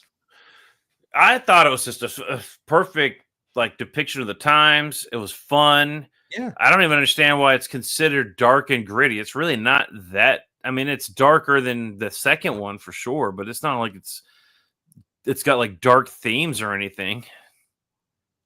I mean, Splinter doesn't even die. He gets barely abused at all. Well, it's got 3 sets of fathers. You got Splinter, then you got Danny's dad, and then you've got the Shredder. And you see, hold on a minute. Danny's dad is not a father figure in that fucking movie. Yes, he is. The police chief's more of a father figure. The fucking what's his name? Casey Jones is a father figure. Is better father figure than the no. dad. He's just a dude that seems like he doesn't have his head on straight, but actually does. Yeah, but then he tells the kid, "You called them right there, and that guy right there, family." Well, yeah, that's more of a father figure than Danny's dad ever did. You got the idea of 3 different single fathers, right? You have Splinter, the older, wiser one. You have Charles, Danny's dad, who, if you look into it, I mean, they just lost their mom. That's why they're acting the way they are throughout the whole movie. Did they say that in the movie? No, they don't. It's you can just imply that with how Danny's acting out, and then how the father is just being ridden with his work, and that distance is growing. Is that lore? Is that like somewhere, like in a book somewhere? They just lost it. Because I saw that scene that as like the mother ran off. Like the mother's like, "Fuck this." Could have been. Go like explore. Then fun. You have the Shredder, who's that abusive father that all the delinquents run to because he seems cool and lets them do whatever the fuck they want. I'll agree with that, and I agree with Splinter. But I still think Casey Jones was more depicted as a father figure than Danny's dad. Danny's dad was a whiny bitch. Casey Jones was put in there so April didn't have to fuck a turtle. Yeah. She got real close. I'm not lying. I enjoyed Elias's Casey Jones. I thought he was a badass. Let's see. Mo Biggs says Sonic was meant to be shallow but flashy video game character. It just doesn't translate all that well to other formats. Well, especially when they move him into the real world. Like when you have that character, that was a weird thing. In their world, like you were in Mario. They should have done with Mario. Yeah. Because putting him in the real world was weird. Next to Cyclops, like, was there ever a human character that Sonic had to interact with, and why Cyclops? And other than Egghead, no. Like, what is the point of that? Because that they took that from like the Chipmunks. I mean, in Sonic X, he teleported from his world to the real world, befriended a little kid, and all that weird bullshit. But Sonic could have been good if they took some time on the side characters and not rely so much on sassy black woman energy. I see that now. Holy shit! Yeah, you're right. I didn't really think about that. To be fair, they released the first Turtles movie at the height of their popularity. You can't say that about Alvin and the Chipmunks. No, actually, I'm surprised by the Chipmunks box office. Like, I knew it was like okay, but that is a pretty good return, you know, on them. And I don't even like talking about box office returns. It's like I still barely remember that movie. So does it matter if the box office returns is a thing? It's not a culture thing. Who gives a shit about that movie 20 years later? But I'm putting this guy on blast. This is Neil Moritz. Okay, he's the guy that shelved The Last Ronin in hopes of making a Sonic-fied Ninja Turtles. Who is he? Does he own the rights to the Turtles? He's the producer of The Fast and the Furious. And he was going to be the one in charge of making a Last Ronin movie? What else was he the producer of? He was producer of Fast and Furious. And what was the other one? Now, hold on a minute. That means that he would have been in charge of being making The Last Ronin in the first place. So he would have been the one who greenlit the project in the first place, right? Yeah, and then shelved a good idea. But maybe that wasn't him, though. He might be the one responsible for it because he's got producers in his ear saying, like, we're going to pull funding if we don't get, you know what I mean? Executives whispering. I mean, he looks like a guy who, like, listens to executives. He's the fucking producer of Sonic the Hedgehog. So he's the guy saying. That's why. So he's like, I want to do something like we did with Sonic. He does not fucking understand that is a totally different wheelhouse. Yeah, what it thinks he's going like somebody told him, imagine the toys we can sell, imagine the money we can make if we made another Ninja Turtle toy franchise or Ninja Turtle cartoon or Ninja Turtle t-shirts. No one's gonna buy the Last Ronin t-shirts. I disagree. I think they would. I think it would be way more popular and they could sell more expensive type toys if they did Last Ronin. Mo Big says the movie forgot to mention that April is Danny's mom. And then Will Studios goes, no way is April Danny's mom. And then Mo's like, they're just coincidentally both super rare Hollywood gingers. I never thought about that, and they work together. And April was like, but then April's the mom who left, right? She's like, I can't fucking be around this guy. His dad is fucking nuts. Danny's stealing from me. He's like taking my money and my wallet. And what's with Keno? Is Keno barging into people's fucking apartments saying like, hey, I got your pizza. And he like barges in or he starts like snooping around her fucking apartment because he's like on drugs and he thinks he's seeing giant turtles. Well, everybody. So then he's going to start sneaking around apartment, and then he sees Donatello's foot, right? And he's like, "I'll just put it over here," and he like steps on her pet. For all he knows, that's her pet, and he just attacked a fucking giant monster in her living room. Like, what the fuck is he thinking? Mo Biggs is talking about Neil saying he should stop focusing on not releasing The Last Ronin and start focusing on his destiny as portraying Lex Luthor. Yeah, he does look like a Lex Luthor. If they want something kid-friendly, do the first Ronin with the new Baby Yoda, Baby Splinter. That would make a lot of money. God. Did Disney own the Turtles? Oh my God. Can you imagine if Disney owns the Turtles? That's very true. We all saw April's stomach on the farm. No baby came out of that thing. She doesn't seem like the kind of girl that would have kids like until her 60s, like in the comics. Oh, how old was she when she had that kid? And she had to get with a psychopath. The one problem with the Casey Jones actor, I can't remember that guy's name. I love that actor. He's a fucking awesome actor. And everything he's ever. Elias Koteas.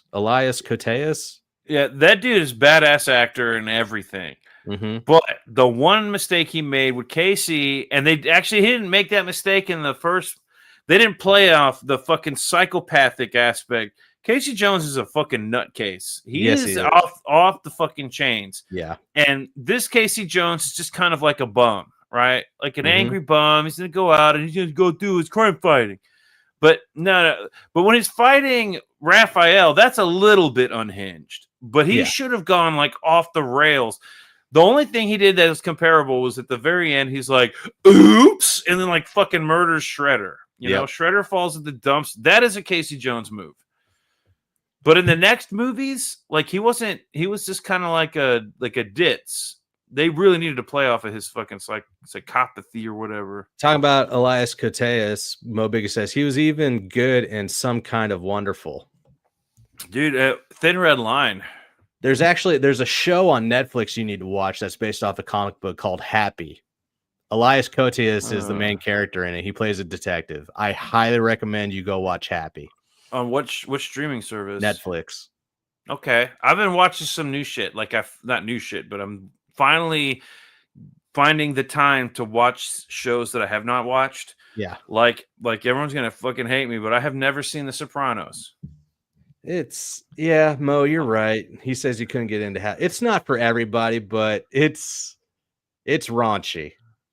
Well, like Barry was one that was on HBO that I liked. It was like a guilty pleasure. It wasn't a good show, but for some reason it was entertaining enough to keep me invested for 2 or 3 seasons. Yeah. But then it got really stupid and I got kind of tired of it.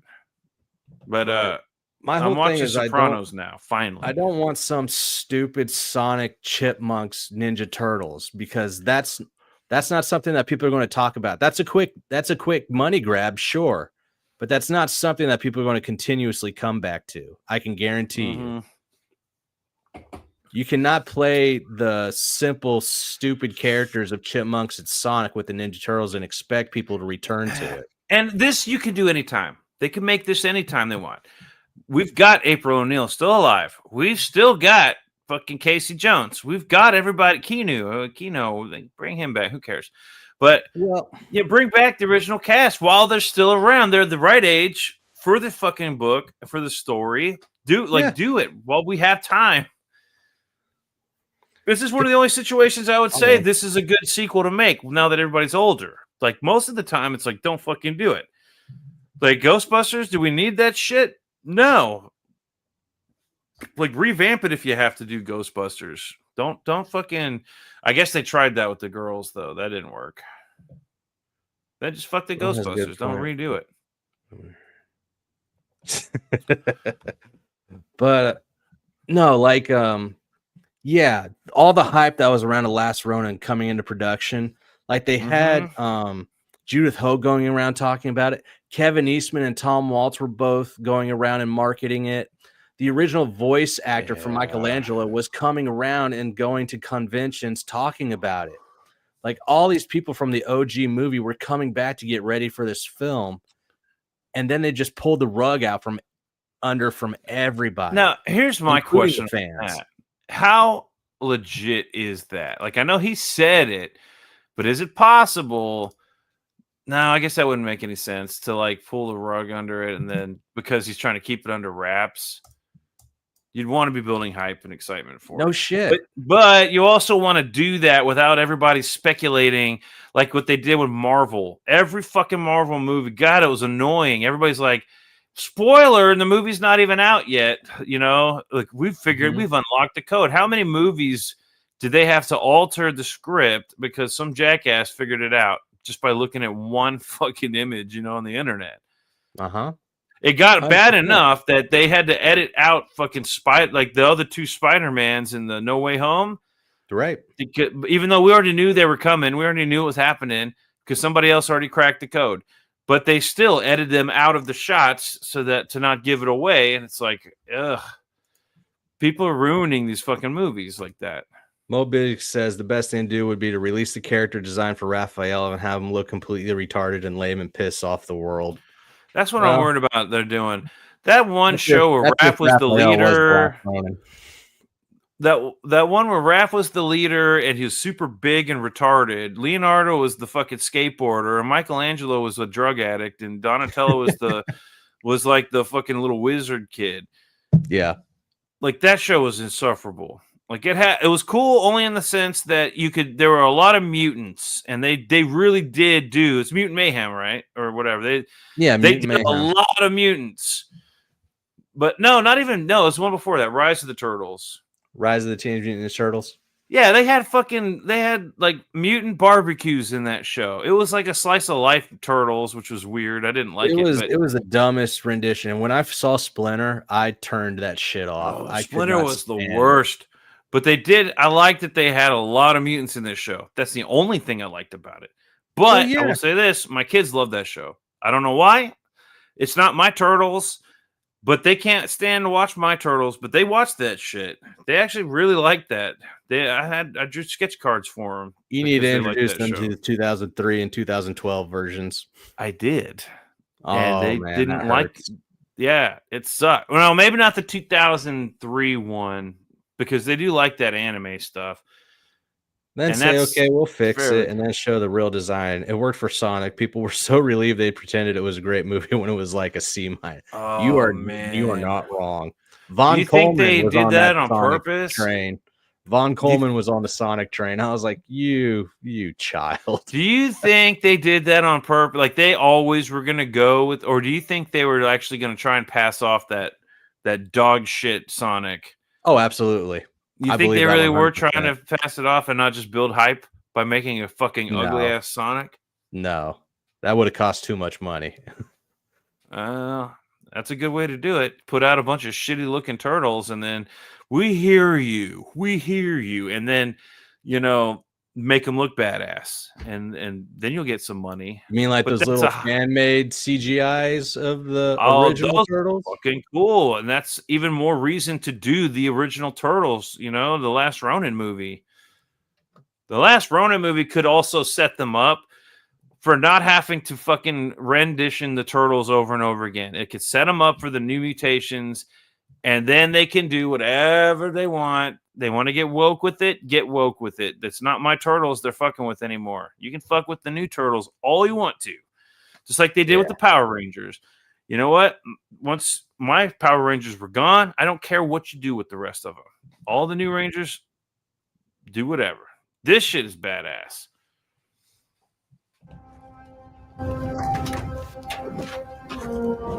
And it's at the point where if you're not going to make the Last Ronin movie that we want and make millions off of it, somebody's going to do it like this, and they're going to do it right, and they're going to get a fucking Patreon. You know what I mean? Dude, this was fucking brilliant. Yeah, very well done.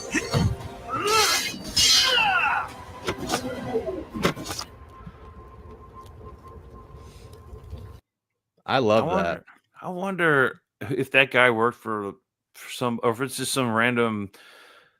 Like I have the tools on my computer to do that, but I don't have to make that shit as good as that. I mean, they all look like they're 90s. It wouldn't even be that hard to do this. If you got a good sculpt of the turtles, you could scan it. You could photo scan it and make a 3D model, and then in Blender or something, clean it up and make it fucking top notch. Put a good what is it, VBR, whatever it's called, good effects on that thing, and you could make a pretty decent CGI. Mobig says it's the perfect 1-2 punch. Everyone will be talking about it, complaining but getting the word out, and then boom, we listened. All the bad will turn to good. With momentum and intrigue. Maybe that's why he's announcing he wants to go. You know what he should have said would have made it worse? If he was like, I think we're going to make another Mutant Mayhem movie, only we're probably going to make the turtle. We're going to explore their identities, their sexual identities. No. People get so fucking pissed. And then he's like, we heard you. We're going with the original turtles. You could put it on the shelf with the original movie. And we're just for you.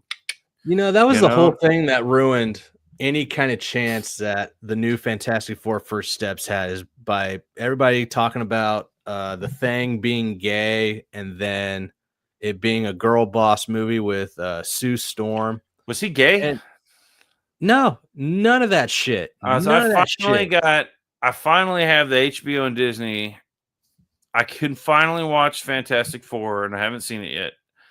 But I haven't sat down and watch it yet. If you haven't watched my Superman and Fantastic Four reviews, I compare the two, and I watched those. I went with Fantastic Four as the better film. by a hair.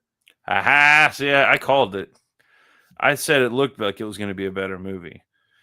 It was. Because the Superman just looked like a big jumble of some shit. I'll tell you right now, what's his name? Galactus? That was complete bullshit. They made him no worse than Cosmic Storm Galactus, or no better. He's no better than the Cosmic Storm Galactus in that film. Because they both went out like little bitches. What would you rather do? Fix Galactus or fix Silver Surfer? Oh, I'd much rather fix Galactus. I'll put up with the exact same goddamn character from the comics as is in the movie. I don't know, man. I like Galactus, but I like Norrin Rad more. And I would rather have Norrin Rad than the perfect Galactus. It was the exact same goddamn movie as Rise of the Silver Surfers. What you called that? You said that's what it was going to be.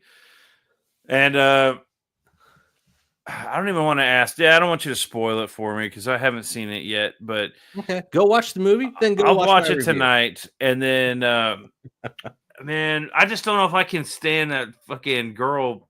Like, all right, everybody, just here, just kind of letting y'all know that you don't stand a chance, and you're all gonna die. Sorry, not sorry. Did you watch Rise of the Silver Surfer? Because he did the same goddamn thing. Yeah, but that's a dude, and he's like, your world is ending. Like, that's totally fucking different. They had the Silver Surfer get acquainted and make a relationship with Sue Storm, and all they did was flip that to where the female one does it with the Human Torch. You're at a bar, right? And some bitch behind the bar says, "Oh, last call. You've had enough. You're out. You're done. Get out of my bar." And you're like, "Fuck you, bitch. Give me another beer." Or the bouncer comes up and he's like, puts his hand on your shoulder and says, "You've had enough. You need to leave." Which one are you going to listen to? One's an annoying bitch, and the other one's telling you he's going to kick your ass. You're like, "Yes, sir. I'm done. No trouble here. I'm on my way to the car right now." You know what I mean? Fair. I can't stand it when those fucking I'd probably walk away from both. Women who like have attitude. Like if it's like a strong, I don't want to say strong woman, but there's like a type of woman that tells you to stop. Good. The same thing. I'm saying that was a better film than Superman. I'm not saying it was good. Oh, that's another problem with these movies. When was the last good movie that you saw that was like, that was a good? I mean, they exist. I have recently seen good movies. Yeah. Zootopia was good, like legit good, because there's a difference between not bad and good. You know what I mean? No, I thought Zootopia was legit good. I enjoyed it. I'm trying to think. There was what else has come out recently? Because there have been movies that I just watched recently that I thought was actually good. Let's see. Recent movies.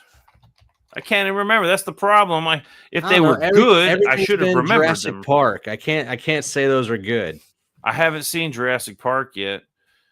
You don't want to.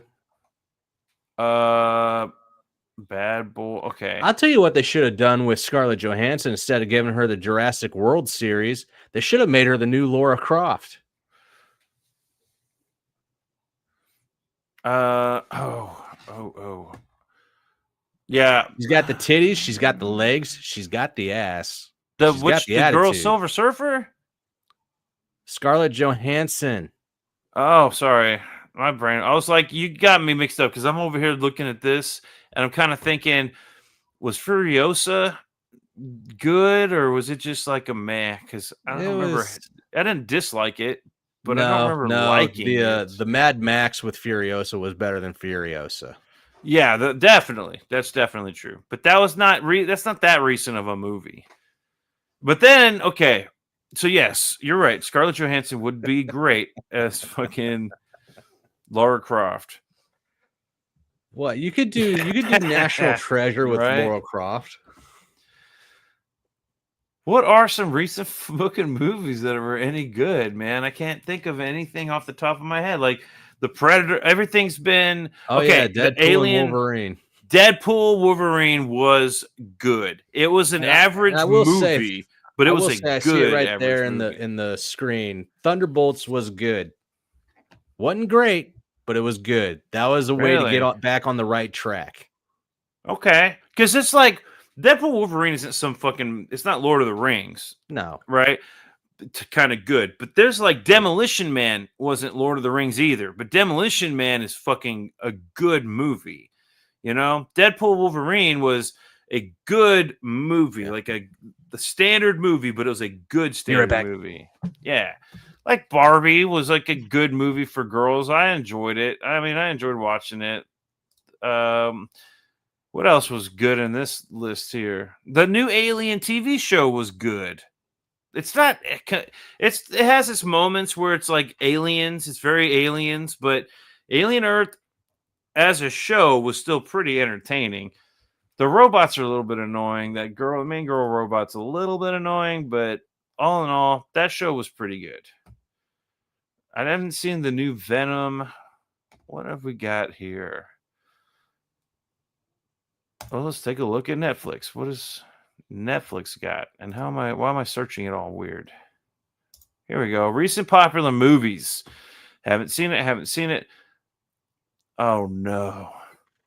Is this Brokeback Mountain? It's just called Broke. Like it broke, like they got rid of the baby's got back and now it's just Broke Mountain. Let's see. Mo Big says Barbie was a good movie for girls. I enjoyed it. I enjoyed watching it. Jay getting up to leave represents. I watched it. I have daughters, right? It was definitely a girl's movie. It was a girl's movie, but it wasn't bad. It wasn't like there were moments I laughed. You know, the fucking Ken shit was hilarious. Megan wanted to go see it, so I went with Megan and we went and saw it. It wasn't like annoying. Like nobody did anything in that movie that was just like, oh my god. In fact, the Ken shit was really funny. Like the patriarchy shit was hilarious. Like Ben Shapiro and Matt Walsh need to shut the fuck up when it comes to movie reviews. Ben Shapiro just needs to shut the fuck up, and Matt Walsh, yeah, both. You're right. Yes, I agree because I don't need movie advice from them any more than I need movie advice from JDA. Any more than I need movie advice from. Speaking of another person back around the JDA, he just for a guy that says that CG doesn't bother him, they sure as he's out of this last month of the however many. If you've been watching JDA for years, 12 of them have been dedicated to CG issues. That's what I'm saying.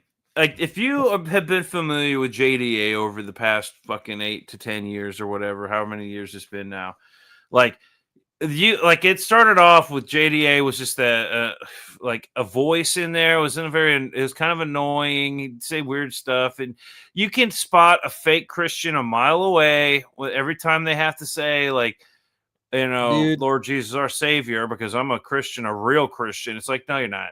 You just the fact that you just said that. You're not. No. I'm going to get a lot of heat for what I'm about to say. Luckily, we don't have a big audience, but both sides act like women when they interact with each other or talk about each other. I'm sorry. I'll give them credit to the point where they get a lot of fucking clicks and views for it, but it is really fucking annoying to watch, and it gets old, man. Until people drift, they start. It's a show that I watch on YouTube, and I love it. It's a great show. It's fucking Rex, Devil Flyer. Oh, yeah. Those two guys, they just kick two old guys shooting shit, telling old guys. Actually, there's like 3 of them. They just shoot the shit, tell old jokes, talk about weird stuff. And I'll jump in the chat and we'll talk about stuff. And it's just fun. It's like interesting and cool and like hanging out. It's the same. Like my dad or something. It's the same with the channel called Indie Comics Network. I know that they have like 2 of the hosts that people aren't really cool with, but those draw streams with the guys, those are some chill dudes. I actually invited them to hang out with us a couple. When I was in their chat. Well, it's frustrating when you get like people in the chat and like, oh, I was like, they have to come into the chat just to let us know. Oh, I realized that y'all are CG, so I don't think we're in the same crowd. Okay, bro. I gotta talk about that. What happened? Because that was like, okay, dude, you came in to say fuck CG or whatever. I don't even know. Like, no, like I'll bring that up. We're right here at the end, so he's what probably was not the even deal gonna with watch this episode, but I'll bring it up. Let me go to my channel. Because that's fucking annoying. Or I didn't realize you're homophobic here. It's like, we're not homophobic. We're not homophobic, not scared of gay but people. we do make jokes. Like, we can joke and whatever the hell I said that pissed him off. I don't even remember. Hang on. Did I say fang? Where are the comments? Here we go. The plankton. Okay, let me bring it up. Are you talking about the show, like the last stream? Let's see. Or did something happen? First, Mobig says, I'll say this for Matt Walsh. I don't like him. I think he's lame. I watched Lady Ballers. Fucking retarded. They have no idea how to make a comedy. Matt Walsh was funny in it. Well, you know, I rip on you guys all the time, but I don't hate or fear you. Yeah. Twisters. That was a good movie. The new Twisters movie was like, nah, it wasn't good, but it wasn't bad. It was, borderline. Here we go. Half good. So this is when we did the Grody review. Crap. This is when we did the Grody review of Polar Destroyer, right? We were talking about it and everything, and then we talked about how we're CG and whatnot. But I'm pretty sure the creator of Polar Destroyer is not CG. He now knows about CG, but he's not CG, which I don't care either way. It was a good book, and that's what I'm about. But then this guy, NIL Gravity, he says, I was trying to figure out how to reach out before my Kickstarter because I get a kick out of you guys, but I didn't realize this was exclusively a Comicsgate group. Oh, yeah, so that one comment. less thing for me to worry about, knowing that I am not welcome. I'm just like, you dumb fuck. We don't need that kind of crazy, but whatever. No kidding. So I reply, I'm like, hey, man, we actually welcome anyone in the indie circuit here on this channel. We don't care where you hail from. We might be Comicsgate, but that doesn't mean we exclude anyone here. Hope you stick around. Really enjoy your input. When you're ready with your KS, ask for the link. Yeah, and it's what Stanley say. What did Stanley say? Oh, Stanley, he said, you are absolutely welcome. Don't let the negativity of a few define your whole. What you do has value, and it doesn't require a CG stamp of approval for that. That's right. That's when I disagree with you guys. And Peter, you decided to chime in and said, well, we usually only exclusively look at Comicsgate specific campaigns, especially ones that will get us some clout amongst the hierarchy. But we could make an exception this one time. I'm fine with that. So I had to reply. I tried. So I had to reply. I swear to God, Peter. Fuck, man, I'm trying. That's gonna be the new one. Somebody, oh, dude. Oh, you remember that? Oh my God. Okay, hold on. That reminds me of a funny thing I just now thought of recently. Yeah. There's an old meme that was on the internet. Oh, and then here he comes again. So now he's just all about it. So that was the same guy? Same guy. He says, shouldn't Peter lose his Comicsgate card for admitting he likes the Mona Lisa DLC? She's clearly the DEI turtle. So when you said that you like Mona Lisa when we were talking about the video games of Ninja Turtles with Alex. The lizard girl? Yes. And Mondo Gecko is the DLC. So he doesn't even know his fucking turtle lore. So I had to respond to him and said, Mona Lisa is the anthropomorphic lizard. She's been around for ages. Always got shipped with Raphael, but in one incarnation, she was shipped with Donatello.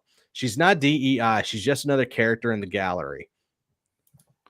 It's wait a minute, but if he's like anti-Comicsgate, but then he's like anti whatever this DEI shit is, where do you fucking where are you, dude? This is where that shit's stupid, saying like I'm not Comicsgate. Mo Big says, to be fair, Mona Lisa was lame back then too. Yeah. Of course, but in the video game, what I liked was the fact that they were adding characters, downloadable characters to the whole thing. That's but the retarded. Audacity to see how chill we are with people that aren't CG to come on here and promote their book and talk about it, to be like, oh, this is exclusively. You obviously don't even know the fucking guests that we have on here. So you're just talking out your ass because you heard the word Comicsgate. Yeah. I got a funny video. Do you remember this meme? Because this is every time I see these guys and they're like, By the way, Nil Gravity, we'll still have you on. We'll maybe sort your shit out because I like get on here. Around. You reply on my videos all the time, and I enjoy the interactions. And Ethan said once on with Comicsgate, let's deal with some shit. So because Ethan said it on a live stream once, and I have it somewhere plugged in. I have like a record. I recorded it. I have a video clip of Ethan saying Peter's Comicsgate. They can't take the card from me because I'll have the video that proves them wrong. Even if Ethan says you're not, I have the video of him saying that I am. So they can't take it away from me because the internet's forever. Of course. Bo Big says, I don't mind adding her as an option. It would only be lame if she was taking the spot of a better character. Well, they also have Mondo Get. They have a lot of cool characters, and they need to add more. But the idea that they're adding more characters, and I mean, they have April. Who else could they add? Like that April's friend, that nerdy girl. Yeah, they could add her. They could add the no, because she's like a side character, just like Bebop and Rocksteady are.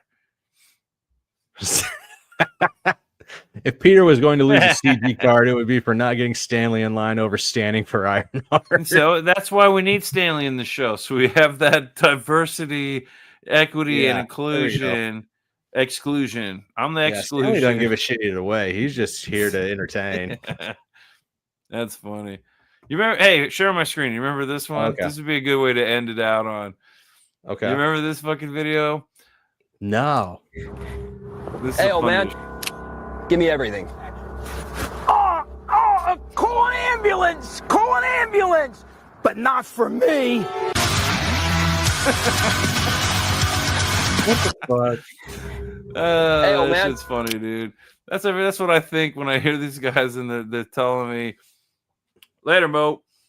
They tell me some weird, stupid shit. Yeah. And I'm like, call an ambulance, but not for me. I don't care where you hail from. If you have a good book, get on here and promote the shit out of it. We just want good books. Yeah, man. That's all we want. That's what it's all about. Fuck out of here. I'm done.